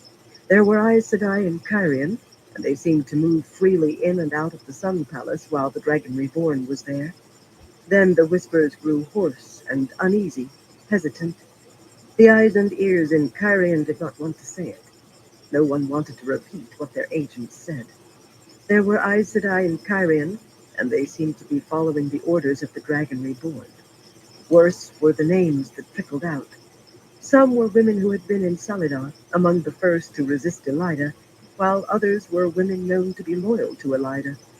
No one had mentioned compulsion aloud that Egwene knew of, but they had to be thinking it. "No use pulling your hair when the wind isn't blowing the way you want," Suan replied, taking her stool again. She started to cross her knees, but hastily Just do put it both feet back on the carpet when her stool tilted.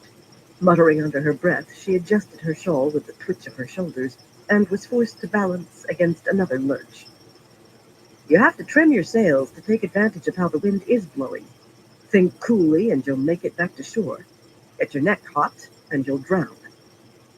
Sometimes Swan could sound as if she still worked a fishing boat.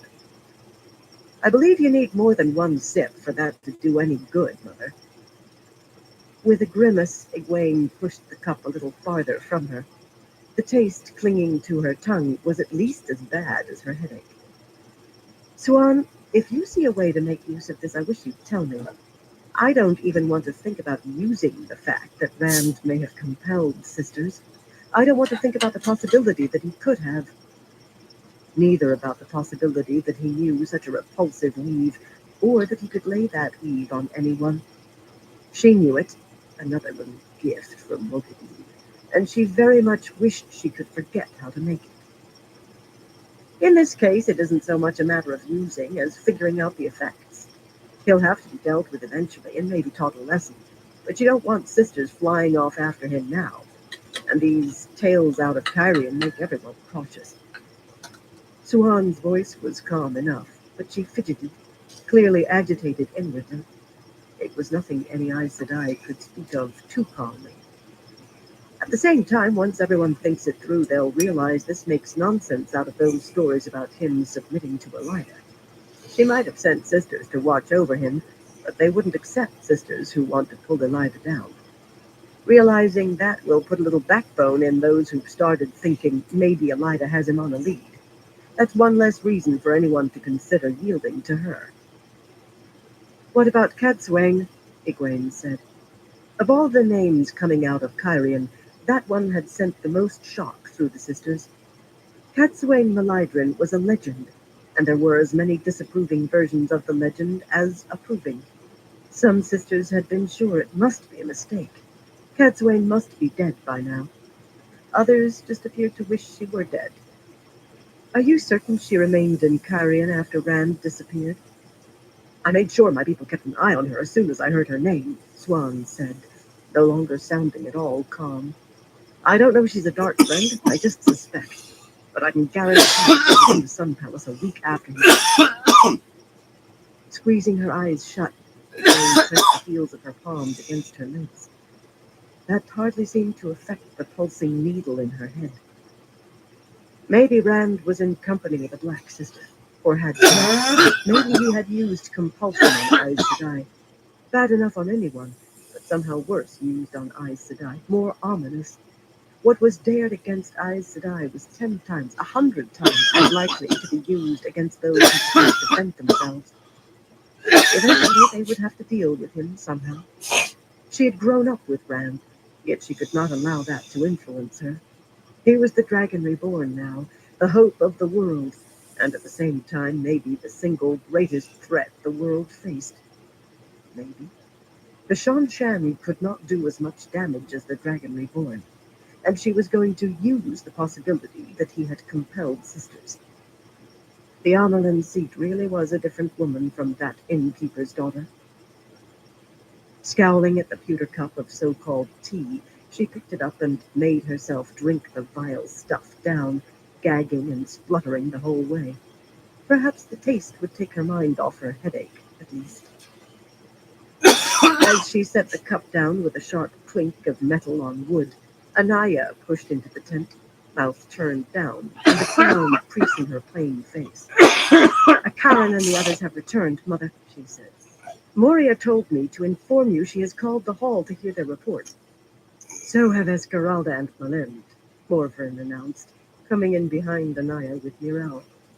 The green seemed an image of serene fury, if that was possible, her olive face smooth and her eyes like dark embers, but Morvern wore a scowl to make Anaya look pleased. They're sending novices and accepted running to find all the sitters, the Brown said. We can't catch a whisper of what a Karen found, but I think Esmeralda and the others intend to use it to prod the hall towards something. Peering at the dark dregs floating in a few drops in the bottom of the pewter cup, Egwene sighed. She would have to be there too. And now she would have to face the sitters with a headache and that awful taste in her mouth. Perhaps she could call it a penance for what she was going to do to the hall. Chapter 19. Surprises. By custom, the Amelin was informed of the hall sitting, yet nothing said they had to wait for her before starting the session, which meant that time might be short. Egwene wanted to leap to her feet and march straight to the big pavilion before Moria and the other two could spring whatever surprise they intended. Surprises in the hall were seldom good. Surprises you learned about late were worse. Still, protocols that were law, not custom, had to be followed for the Amelin entering the hall. So she remained where she was and sent Suan to fetch Shiriam so she could be announced properly by the keeper of the chronicles. Suan had told her that was really a matter of warning the sitters of her presence. There were always matters they might want to discuss without the Amelin knowing, and she had not sounded entirely as if she were making a joke. In any case, there was no point in going to the hall until she could enter. Tamping down her impatience, she propped her head on her hands and massaged her temples as she tried to read a little more of the Aja reports. Despite the vile tea, or perhaps because of it, her headache made the words shimmer on the page every time she blinked, and Anaya and the other two did not help. No sooner did Suan depart than Anaya tossed back her cloak, settling on the stool Suan had vacated. It did not seem to lurch under her, uneven legs or no, and began to speculate on what Moria and the others were after. She was not a flighty woman, so her ventures were quite constrained, given the circumstances. Constrained, but no less upsetting for that. Frightened people do silly things, Mother. Even Aes Sedai, she murmured, placing her hands on her knees. But at least you can be sure Moria will be firm about Elida, at least in the long run. She lays every sister who died after Suan was deposed right at Elida's feet.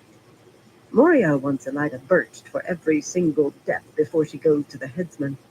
A hard woman, harder than Lelaine in some ways, tougher anyway. She won't scruple at things that might make Lelaine balk. I'm very much afraid she will press for an assault on the city as soon as possible. If the Forsaken are moving so openly on such a scale, then better a wounded tower that's whole than a tower divided. At least, I fear that's how Moria may see things. After all, however much time we want to avoid sisters killing sisters, it wouldn't be the first time. The tower has lasted a long time and healed from many wounds. We can heal from this one, too. Anaya's voice suited her face, warm and patient and comforting, but making those remarks it seemed like fingernails screeching down a slat. Light. For all Anaya saying this was what she feared out of Moria, she seemed much in accord with the sentiments. She was deliberate, unflappable, and never careless with words. If she favored an assault, how many others did too? As usual, Mirelle was anything but constrained. Mercurial and fiery described her best. She would not know patience if it bit her on the nose. She paced back and forth, as much as the confines of the tent allowed, kicking her deep green skirts and sometimes kicking one of the bright cushions piled against the wall before turning to make another round. If Moria is frightened enough to press for an assault, then she's frightened out of her wits. A tower too wounded to stand alone won't be able to face the Forsaken or anyone else. Malind is who should concern you. She's always pointing out that Tarman Gaiden could be upon us any day. I've heard her say that what we felt could well have been the opening blows of the last battle, and that it might happen here next. Where better for the shadow to strike than Tar Valon? Malind has never been afraid to make hard choices, or to retreat when she thought it necessary. She would abandon Tar Valon and the tower at once if she thought it would preserve at least some of us for Tarman Gaiden. She will propose lifting the siege, fleeing somewhere the Forsaken can't find us until we're ready to strike back. If she puts the question to the hall in the right way, she might even get the greater consensus and support. The very thought made the words dance harder on the page in front of Egwene. Morvrin, her round face unrelenting, simply planted fists on ample hips and met each suggestion with a curt answer. We don't know enough yet to be sure it was the Forsaken. And you can't know until she says. Perhaps it was, and perhaps not. And supposition isn't evidence. It was said she would not believe it was morning till she saw the sun for herself. Her firm voice brooked no nonsense, especially jumps to conclusions. It was not soothing to an aching head, either. She was not opposing the suggestions, really, just keeping an open mind. An open mind could go either way when it came down to the sticking point. Egwene slapped the embossed folders shut on the reports with a loud smack. Between the disgusting taste on her tongue and the sharp throb in her head, not to mention their incessant voices, she could not keep her place to read anyway. The three sisters looked at her in surprise. She had made it clear long ago that she was in charge, but she tried not to show temper. Oaths of fealty or no oaths of fealty, a young woman displaying temper was too easy to dismiss as sulky, which only made her angrier, which made her head hurt more, which I've waited long enough, she said, making an effort to keep her voice smooth. Her head had a slight edge of sharpness anyway. Perhaps Shiriam thought she was supposed to meet her at the hall. Gathering her cloak, she strode out into the cold while still swinging it around her shoulders, and Morvern and the other two hesitated only a moment before following in her wake. Accompanying her to the hall might seem a little like they were her entourage, but they weren't supposed to be watching her, and she suspected that even Morvern was eager to hear what a Karen had to report, and what Moria and the rest intended to fashion from it. Nothing too difficult to deal with, Egwene hoped. Nothing like what Anaya and Narelle thought. If necessary, she could try applying the law of war, but even if that was successful, ruling by edict had advantages. Banks had to obey you in one way, and others found ways to wriggle away on others. And the more they were forced to obey, the more places they found for wriggling away. It was a natural balance you could not escape. Worse, she had learned just how addictive it was to have people jump when she spoke. You came to take it as the natural way of things, and then, when they failed to jump, you were caught on the wrong foot. Besides, with her head pounding, it was pounding now, not throbbing, though perhaps not as sharply. With her head, she was ready to snap at anyone who looked at her crosswise, and even when people had to swallow it, that never went down well. The sun stood straight overhead, a golden ball in a blue sky with a scattering of white clouds, but it gave no warmth, only wan shadows and a glitter to the snow wherever it remained untrampled. The air felt as chill as it had by the river. Egwene ignored the cold, refused to let it touch her, but only the dead could have been unaware, with everyone's breath misting white in front of their faces. It was time for the midday meal, yet there was no possibility of feeding so many novices at once, so Egwene and her escort still moved through a wave of white-clad women, leaping out of their way and starting to curtsy in the street. She set such a pace that they were usually passed before the knots of novices could more than spread their skirts. It was not a long way, with only 4 places that they needed to wade across the muddy streets. There had been talk of wooden bridges, tall enough to ride under, but bridges suggested a permanence to the camp that no one wanted. Even the sisters who spoke of them never pressed to have them built, which left wading slowly and taking care to keep your skirts and cloak high if you were not to arrive filthy to your knees. At least the remaining crowds vanished as they approached the hall. That stood alone as always, or nearly so. Nisao and Carlinia were already waiting in front of the big canvas pavilion with its patched side curtains, the tiny yellow fretting her underlip with her teeth and eyeing Egwene anxiously. Carlinia was calmness itself, cool-eyed, hands folded at her waist, except that she had forgotten her cloak. Mud stained the scroll-embroidered hem of her pale skirt, and her cap of dark curls badly needed a comb. Making their courtesies, the pair joined Anaya and the other two, a little distance behind Egwene. The lot of them murmured softly, the snatches that Egwene caught innocuous, about the weather, or how long they might have to wait. This was no place for them to seem too closely associated with her.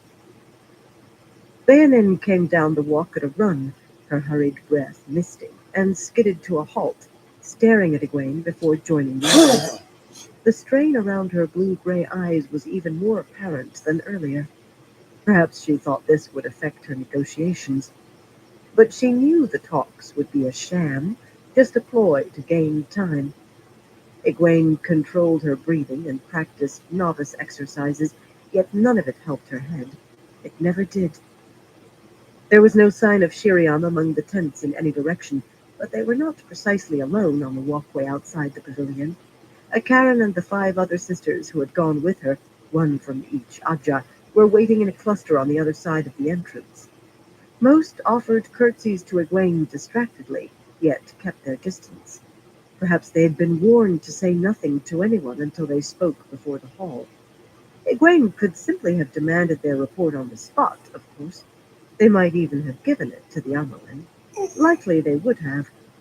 On the other hand, an Amerlin's relations with the Ajahs were always delicate, often including the Ajah she had been raised from, nearly as delicate as relations with the Hall.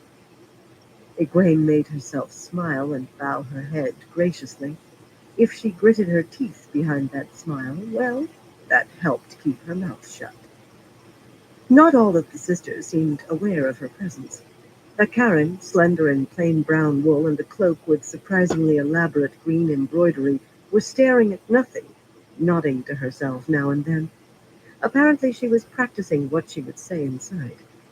Karen was not strong in the power, little more than Suan, if at all, but only one other of the 6, Thurva, a slim woman in yellow-slashed riding skirts and a cloak edged with yellow, stood even as high as she. That was a distressing measure of just how frightened the sisters were by that strange beacon of Sidar. The strongest should have stepped forward for the task that had been given to these, but except for Karen herself, zeal had been notably lacking. Her companions still appeared less than enthusiastic. Shauna normally maintained a deep reserve, despite eyes that made her appear constantly startled, but now they seemed ready to come out of her head with worry. She peered at the entrance to the hall, closed off by heavy flaps, and her hands fiddled with her cloak as if she could not keep them still. Ryko, a stout Arafellan blue, kept her eyes down, but the silver bells in her long dark hair chimed faintly, as if she were shaking her head inside her cowl. Only Thurva's long-nosed face wore a look of absolute serenity, completely unperturbed and unshakable, yet that in itself was a bad sign. The yellow sister was excitable by nature. What had they seen? What were Moria and the other 2 sitters after? Egwene controlled her impatience. The hall plainly was not sitting yet. It was gathering, but several sitters strolled past her and into the big pavilion, none hurrying. Salita hesitated as if she might speak, but then only dipped her knees before raising her yellow-fringed shawl onto her shoulders and sweeping inside. Quamesa peered down her sharp nose at Egwene while making her curtsy, and peered down her nose while studying Anaya and the others briefly. But then the slim gray peered down her nose at everyone. She was not tall, but she tried to seem so. Varana, faced a mask of haughtiness and big brown eyes as cold as the snow, paused to offer cool courtesies to Egwene and frown at Karen. After a long moment, perhaps realizing that Karen did not even see her, she smoothed her silver-embroidered white skirts, which did not need it, adjusted her shawl along her arm so the white fringe hung just so, and glided through the entry flaps as though she just happened to be going in that direction. All 3 were among the sitters Swan had pointed out as too young, as were Malind and Esmeralda. But Moria had been Aes Sedai for 130 years. Light. Suan had her looking for conspiracies in everything. Just as Egwene began to think that her head would explode from frustration, if not from her headache, Shiriam suddenly appeared, hiking her cloak and skirts while half running across the dirty slush of the street. "I'm terribly sorry, Mother," she said breathlessly, channeling hurriedly to clean off the mud she had splashed on herself. It fell to the walkway in a dry powder when she twitched her skirts. I heard that the hall was sitting, and I knew you would be looking for me, so I came as fast as I could. I'm very sorry." So Swan was still searching for her. "You're here now," Egwene said firmly. The woman must have been truly upset to offer apologies in front of the others, Karen and her companions more than Anaya and the rest.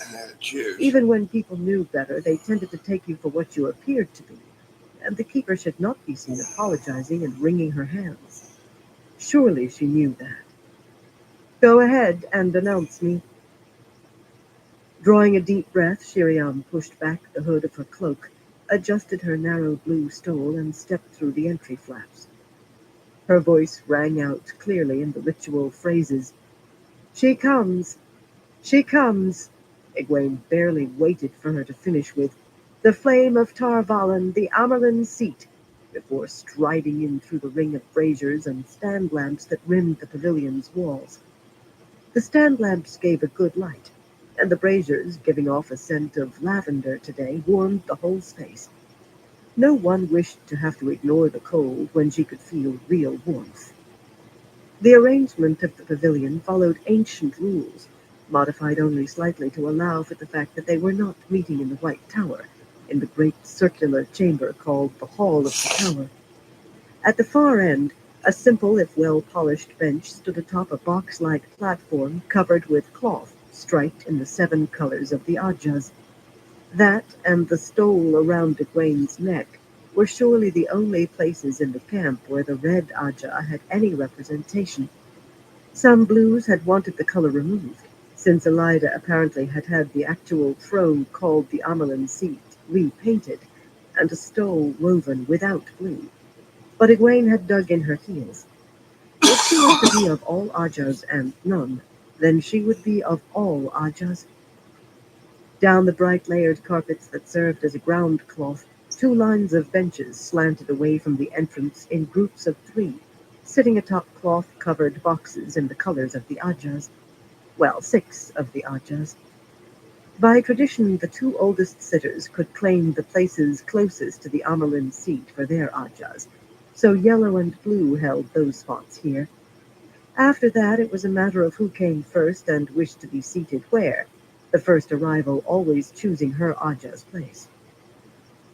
There were only 9 sitters present, too few for the hall to be sitting yet, legally speaking, but an oddity in the seating struck Egwene right away. Unsurprisingly, Romanda was already in place, an empty bench between her and Salita, and Lilane and Moria occupied the end benches of the blue. Romanda, her hair in a tight gray bun on the nape of her neck, was the oldest sitter, and almost always the first to reach her place when the hall sat. Lilane, next oldest despite her dark glossy hair, seemed unable to let the other woman gain a jump on her, even in something so small. The men who had shifted the boxes, they were stored along the walls until the hall was called to sit, must have just left through the back, because Carmesa, already seated on her bench, was the only gray sitter in evidence, and Verona, just climbing to hers, the only white. But Malind, a round-faced Kandori with an eagle's eyes and the lone green, obviously had entered ahead of them. Yet, strangely, she had chosen to seat the greens near the pavilion's entrance. The nearer the Amelin seat, the better was the usual thing. And directly opposite her, Esmeralda stood in front of the brown-covered boxes in hushed argument with Takima. Almost as short as Nisao, Takima was a quiet, bird-like woman, but she could be forceful when she wished, and with her fists on her hips she looked like a sparrow in a temper, feathers all puffed out to make her seem larger. By the way she kept darting sharp looks toward Verona, the seating was what upset her. It was too late for anything to be changed for this sitting, of course, but in any case, Esmeralda loomed back at Takima as if she expected to have to fight for her choice. It amazed Egwene how Esmeralda could do that. Loom, that was. She stood inches shorter even than Nisao. It must have been sheer force of will. Esmeralda never backed down when she thought she was in the right, and she always did think she was in the right. If Moria really did want an immediate assault on Tar-Valon, and Malind really wanted to retreat, what did Esmeralda want? For all Suan's talk of sitters wanting to be warned, Egwene's entrance caused no great stir. For whatever reasons Melinda and the others had called the hall to hear Karen's report, they had not considered the matter so sensitive that it needed to be held for sitters' ears alone, so little clusters of 4 or 5 Aes Sedai were standing behind the benches of their Ajah's sitters, and they made their curtsies as Egwene walked down the carpets toward her own seat. The sitters themselves merely watched her, or perhaps inclined a head briefly. Lelaine eyed her coolly, then returned to frowning faintly at Moria, a quite ordinary-appearing woman in plain blue wool. So ordinary, in fact, that you could miss the ageless quality in her face at first glance. She sat staring straight ahead, absorbed in her own thoughts. Romanda was one of those to tilt her head a fraction. Inside the hall, the Amelin seat was still the Amelin seat, but a little less so than outside it. Inside the hall, sitters felt their power. In a way, the Amelin could be said to be only the first among equals inside the hall. Well, perhaps a little more than that, but not by much. Suan said as many Amelins had failed by believing the sitters were fully her equals as by believing the difference was wider than really existed. It was like running along the top of a narrow wall with fierce mastiffs on either side. You maintained a careful balance and tried to watch your feet more than the dogs, but you were always aware of the dogs. Unpinning her cloak as she stepped up onto the striped box, Egwene folded it across her bench before sitting. The benches were hard, and some sitters brought cushions when they thought the sitting would be long. Egwene preferred not to. The prohibition on speeches seldom stopped at least 1 or 2 women from drawing their comments out at length, and a hard seat could help you remain awake through the worst. Shiriam took the keeper's place, standing to Egwene's left, and there was nothing to do but wait. Maybe she should have brought a cushion. The other benches were beginning to fill, though slowly. Eledrin and Saroya had joined Barana, Eledrin plump enough to make the other 2 appear slim. Of course, the vertical lines of white scroll work running down Saroya's skirts had that effect anyway, while Eledrin's wide white sleeves and the snowy panel running down the front of her dress did just the opposite. Each apparently was trying to find out whether the others knew what was afoot, from the way they were shaking their heads at each other and shooting glances toward the blues, the browns, and the greens. Varilyn, a red-haired stork of a woman and taller than most men, had taken her seat beside Quamesa, too. Adjusting and readjusting her shawl restlessly, Varilyn darted her eyes from Moria to Esmeralda to Malind and back. Magla, yellow-fringed shawl wrapped tightly around her broad shoulders, and Faisella, a square-faced Domani in silks covered with dense green embroidery, were just entering the pavilion, each ignoring the other, even when their skirts brushed. Magla was firmly in Ramanda's camp, and Faisella in Lelaine's, and the 2 groups did not mix. Other sisters were trickling in by spurts as well, Nisao and Mirel among 6 or so who slipped in behind Magla and Faisella. Morvrin was already among the browns behind Takima and Esmeralda, and Bayanin stood on the edge of the greys behind Varilyn and Quamesa. At this rate, half the Aes Sedai in the camp would be crowded into the pavilion before long. While Magla was still walking down the carpets toward the yellow seats, Romanda rose to her feet. "We are more than 11 now, so we may as well begin." Her voice was surprisingly high-pitched. You might have thought she had a beautiful singing voice if you could imagine Romanda singing. Her face always seemed more set for scolding, at least slightly disapproving. "I don't think we need make this a formal session," she added when Quamesa stood. "I hardly see why this need be done in session at all, but if it must, let us get it over and out of the way.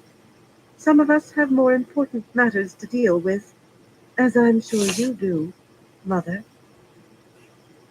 That last was said with a deep bow of her head, in a tone perhaps a hair too respectful.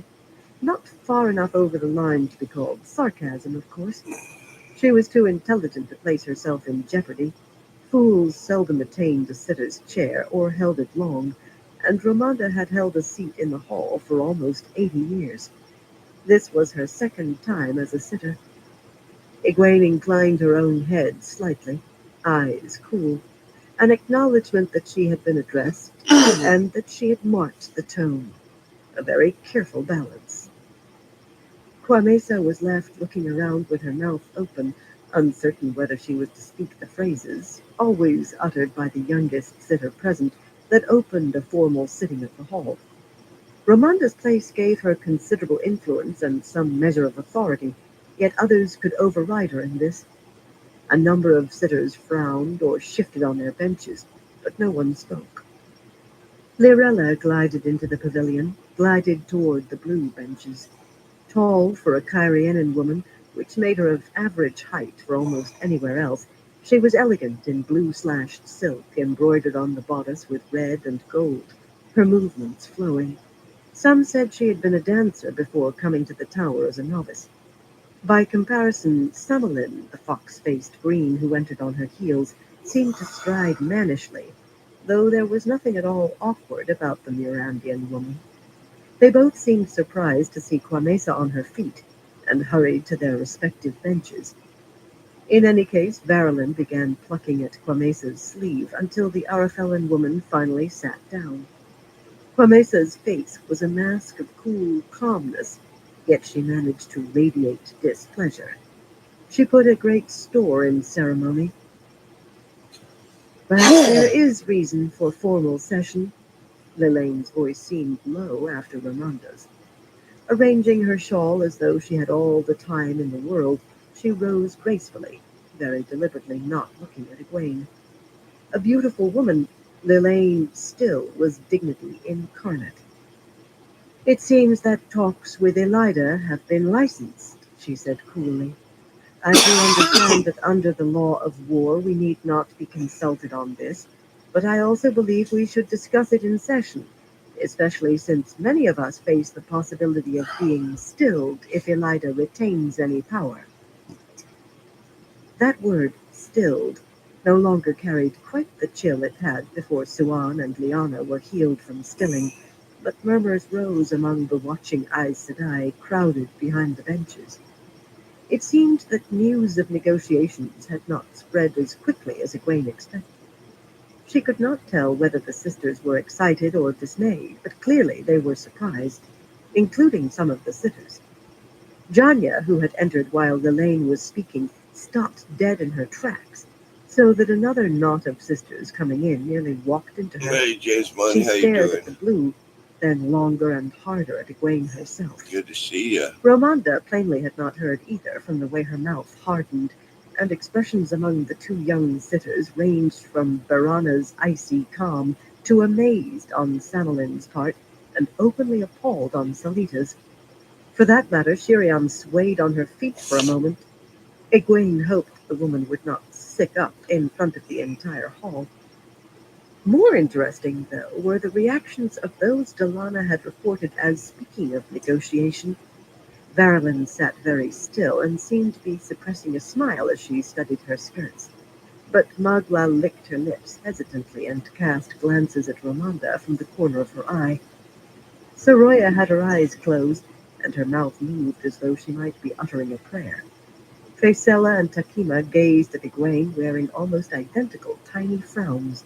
Then each noticed the other and gave a start, quickly assuming such regal serenity that they seemed to be mocking one another. It was very strange. Surely by now Bayanin had informed all of them what Egwene had said, yet except for Varalin they seemed upset. They could not possibly have thought they might really negotiate an end. Every woman sitting in this hall risked stilling and execution just by being there. If there ever had been any path back except to remove Elida, it had washed away months ago when this hall was chosen. There was no going back from that. Lilane appeared satisfied with the reactions to her words. Smug as a cat in the milk barn, in fact. But before she finished settling back onto her bench, Moria bounded to her feet. That caught every eye and caused a few more murmurs. No one called Moria particularly graceful, but the Ilianer was not a woman who bounded. That do need discussion, she said, but it must come later. This hall did be called by 3 sitters, asking the same question. That question must be addressed before any other. What did Akaran and her party find? I do ask they be brought in to make their report before the hall. Lillian scowled at her fellow blue, and she could scowl with the best, her eyes as sharp as awls, yet Tower Law was quite plain on the subject for once, and well known to everyone. Often enough it was neither. In an unsteady voice, Sheriam asked Aledrin, the youngest after Quamesa, to go and escort Karen and the others before the hall. Egwene decided she had best talk to the fire-haired woman as soon as this sitting was done. If Sheriam kept on this way, she would soon become worse than useless as keeper. Delana darted into the pavilion amid a cluster of sisters, the last sitter to arrive, and was on her bench, draping her shawl across her elbows, by the time the plump white sitter returned with the 6 sisters and led them to stand before Egwene. They must have left their cloaks on the walkway outside, because none was wearing one now. Delana peered at them, an uncertain frown drawing her eyebrows down. She seemed out of breath, as though she had run to get there. Apparently, Aledrin felt that whether or not the sitting was formal, she, at least, should carry on with proper formality. You have been called before the hall of the tower to relate what you have seen, she said in a strong Tarabona accent. Her combination of dark golden hair and brown eyes was not unusual in Tarabon, though she wore her shoulder-length hair caught in a lacy white net rather than in beaded braids. I charge you to speak of these things without the evasion or holding back, and to answer all questions in complete fullness, leaving out nothing. Say now that you will do so, under the light and by your hope of the rebirth and salvation, or suffer the consequences. Those ancient sisters who made this part of the hall's ceremony had been well aware of how much leeway the 3 oaths gave. A little left out here, a touch of vagueness there, and the whole meaning of what you said could be stood on its head. All the while you spoke only the truth. Akaran spoke the assurance loudly and somewhat impatiently, the other 5 with varying levels of formality and self-consciousness. Many sisters had lived their entire lives without being called to testify in front of the hall. Aledrin waited until the last had repeated every word before marching back toward her bench. Tell us what you did see, Akaran, Moria said, as soon as the white sitter turned away. Aledrin stiffened visibly, and when she took her seat, her face was utterly expressionless, but bright spots of color highlighted her cheeks. Moria should have waited. She must have been very anxious. By tradition, there were many more traditions and customs than laws, and the Light knew there were more laws than anyone really knew, often contradictory layers of law laid down over the centuries, but tradition and custom ruled Aes Sedai as much as Tower Law ever had, perhaps more so. By tradition, Akaran addressed her response to the Amaran seat. What we saw, Mother, was a roughly circular hole in the ground, she said, nodding for emphasis at nearly every other word. She seemed to choose those words carefully, as if to make sure she was absolutely clear to everyone. It may have been a precise circle originally, shaped like half of a ball, but the sides have collapsed in some places. The hole is approximately 3 miles across and perhaps a mile and a half deep. Someone gasped loudly, and Karen frowned as though whoever it was had tried to interrupt. She went on without pausing, however. We could not be entirely certain of the depth. The bottom is covered with water and ice. We believe it may become a lake eventually. In any event, we were able to ascertain our exact location without too much difficulty, and we are prepared to say that the hole is located where the city called Shadar Logoth once stood. She fell silent, and for a long moment the only sound was the rustle of skirts as Aes Sedai shifted uneasily. Egwene wanted to shift too. Right. A hole that size would cover half of Tarvalon. Do you have any idea how this hole was created, Akaran? She asked finally. She was quite proud of how steady her voice was. Shiriam was actually trembling. Egwene hoped no one else noticed. A keeper's actions always reflected on the armorman. If the keeper showed fear, a good many sisters would think that Egwene was afraid. That was hardly something she wanted anyone to suspect. Each of us was chosen because we have some ability at reading residues, Mother. Better than most, in truth. So they had not been chosen simply because no one stronger was interested. There was a lesson in that. What Aes Sedai did was seldom as simple as it appeared on the surface. Egwene wished she could stop having to relearn lessons she had thought already learned. Nisain is the best of us at that, Akaran went on. With your permission, Mother, I will let her answer. Nisain smoothed her dark woolen skirts nervously and cleared her throat. A gangly gray with a strong chin and startlingly blue eyes, she had some small repute in matters of law and treaties, but she was obviously uneasy about speaking before the hall. She looked straight at Egwene with the air of someone who did not want to actually see all the sitters assembled. Given the amount of cider used there, Mother, it was no surprise to find the residues near as thick as the snow. More than a hint of Murandy clung to her tongue, a lilting sound. Even after so long, I should have been able to grasp some idea of what was woven, if it was at all like anything I'm familiar with, but I have none. I could all but trace the weave, Mother, and it made no sense at all. None. In fact, it seemed so alien it might not have been. Clearing her throat again, she swallowed. Her face grew a little paler. It might not have been woven by a woman. We thought it must have been the Forsaken, of course, so I tested for resonance. We all did. Half turning to gesture to her companions, she hurriedly turned back. She definitely preferred looking at Egwene to the sitters, all leaning forward intently. I can't say what was done beyond scooping 3 miles out of the earth, or how it was done, but Sidene was definitely used too. The resonance was so strong we should have been able to smell it. There was more Sidene used than Sidar, much more. Dragon Mount beside a foothill, and that is all I can say, Mother. A sound fluttered through the pavilion, the sound of sisters letting out the breath they had been holding.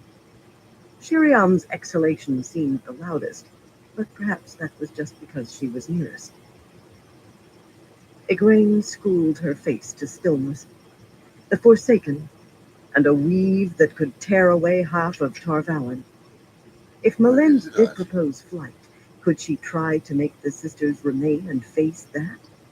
Could she abandon Tarvalin and the tower and the light knew how many tens of thousands of lives? Does anyone else have a question? She asked. I have one, Ramonda said in a dry tone. Her calm had not cracked by a hair. But not for these sisters. If no one has any further questions for them, I'm sure they would like to be away from having the hall stare at them. It was not precisely her place to suggest that, but neither was it precisely not. So Egwene let it pass.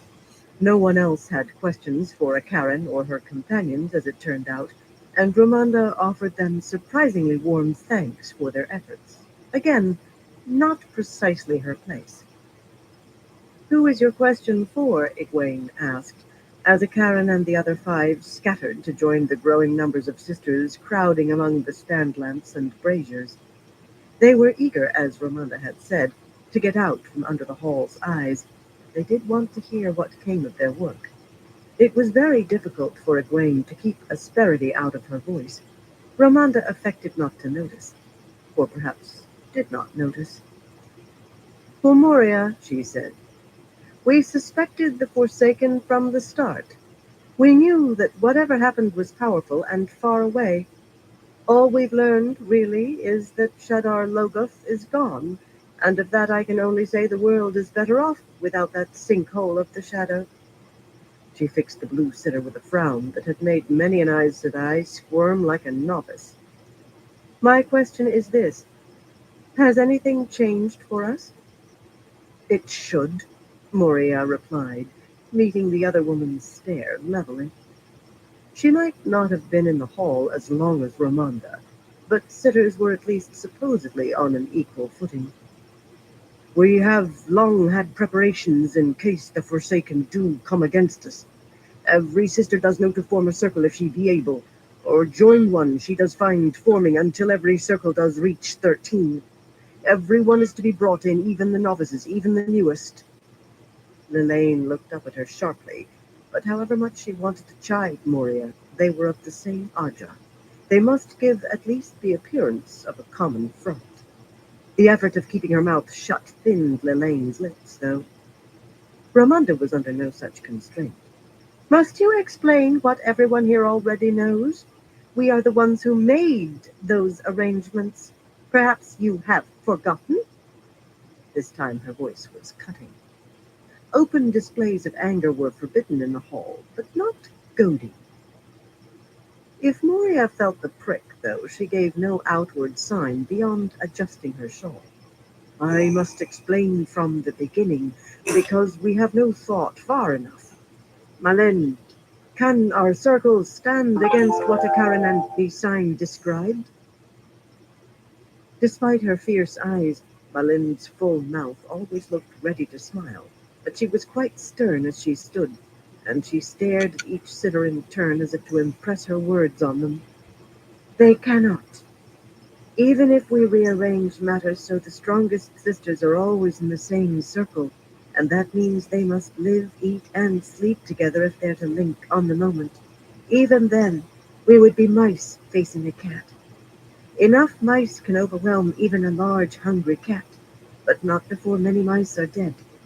If enough of these mice die, though, the White Tower dies. Again that ripple of sighs ran through the pavilion like an unsteady breeze. Egwene managed to keep her face calm, but she had to force her fists to relax their grip on her skirt. Which would they propose, an assault or flight? Flight. How could she oppose them? Same Aja or not, Lillian could take the strain no longer. What are you suggesting, Moria? She snapped. Even if we reunite the tower this very day, that won't change the facts. Moria smiled slightly, as if the other blue had said just what she was hoping someone would say. But we must change the facts. The fact at present do be that our strongest circles be too weak. We do have no Angreal, much less Sa-Angreal, so we might as well ignore them. I'm no certain there be anything even in the tower that would make a large enough difference anyway. How then do we make our circles stronger? Strong enough, we must hope, to face what happened at Shadar Logoth and stop it. Esmeralda, what have you to say on the matter? Startled, Egwene leaned forward. They were working together, but to what end? She was not the only one to realize that the three sitters who had called the hall were all on their feet. By remaining standing, Moria and Malind had made a clear declaration. Esmeralda stood like a queen, yet the tiny brown seemed all too aware of the eyes sliding between her and Malind and Moria, the thoughtful frowns and two still faces. She shifted her shawl twice before speaking. She sounded as though she were lecturing a class, her voice thin yet forceful. The ancient literature is quite clear, though little studied, I fear. It gathers dust rather than leaders. Writings collected in the earliest years of the tower make it plain that circles were not limited to 13 in the age of legends. The precise mechanism, the precise balance, is unknown, but it should not be too difficult to work out. For those of you who have not spent the time you should have in the tower library, the manner of increasing the size of a circle involves... For the first time, she faltered and visibly forced herself to continue. Involves the inclusion of men who can channel. Faisella popped to her feet. What are you suggesting? She demanded, and sat down immediately as though someone might think she was standing in support. I do ask that the hall be cleared, Magla said, rising. Like Moria, she was Ileana, and agitation thickened her accent markedly. This do no be a matter for discussion before any save the hall in closed sitting. She too dropped back onto her bench as soon as she finished and sat glowering, wide shoulders hunched, and hands opening and closing on her skirts. I do fear it be too late for that, Moria said loudly. She had to speak loudly, to be heard over the murmur of sisters talking excitedly behind the benches, a hum like a huge beehive. What has been said and heard by too many sisters for anyone to try shutting the words away now. Her bosom rose as she pulled in a deep breath, and she raised her voice a notch louder. I do put before the hall the proposal that we do enter into an agreement with the Dark Tower that we may bring men into our circles at need. If she sounded a trifle strangled at the end, it was no wonder. Few Aes Sedai could say that name without emotion, disgust, if not outright hatred. It struck against the buzz of voices and produced absolute silence for the space of 3 heartbeats. That is madness! Shiriam's shriek shattered the stillness in more ways than one. The keeper did not enter discussions in the hall. She could not even enter the hall itself without the amulet. Face flooding with red, Shiriam drew herself up, perhaps to face the inevitable rebuke, perhaps to defend herself. The hall had other things on its mind than rebuking her, though. Leaping up from their benches just long enough to get their words out, sitters began to speak, to shout, sometimes on top of one another. Madness hardly begins to describe it, Faisella shouted, at the same time that Varilyn cried, How can we ally ourselves with men who can channel? These so-called Ashaman are tainted, Saroya called out, with no sign of the vaunted white Aja reserve. Hands knotted in her shawl, she trembled so hard the long, snowy fringe swayed. Tainted with the Dark One's touch. Even suggesting such a thing puts us against all the White Tower stands for, Hakima said roughly. We would be despised by every woman who calls herself Aes Sedai, by Aes Sedai long in their graves. Magla went so far as to shake a fist with a fury she did not attempt to mask. Only a dark friend could suggest this. Only a dark friend. Moria paled at the accusation, then went bright red with anger of her own. Egwene did not know where she stood on this. The Black Tower was Rand's creation, and perhaps necessary if there was to be any hope of winning the last battle. Yet the Ashaman were men who could channel, a thing feared for 3,000 years, and they channeled shadow-stained Saidin. Rand himself was a man who could channel, yet without him the shadow would win at Tarman Gaiden. The light helped her for seeing it so coldly, but it was hard truth. Wherever she stood on the matter, matters were getting out of hand there and then.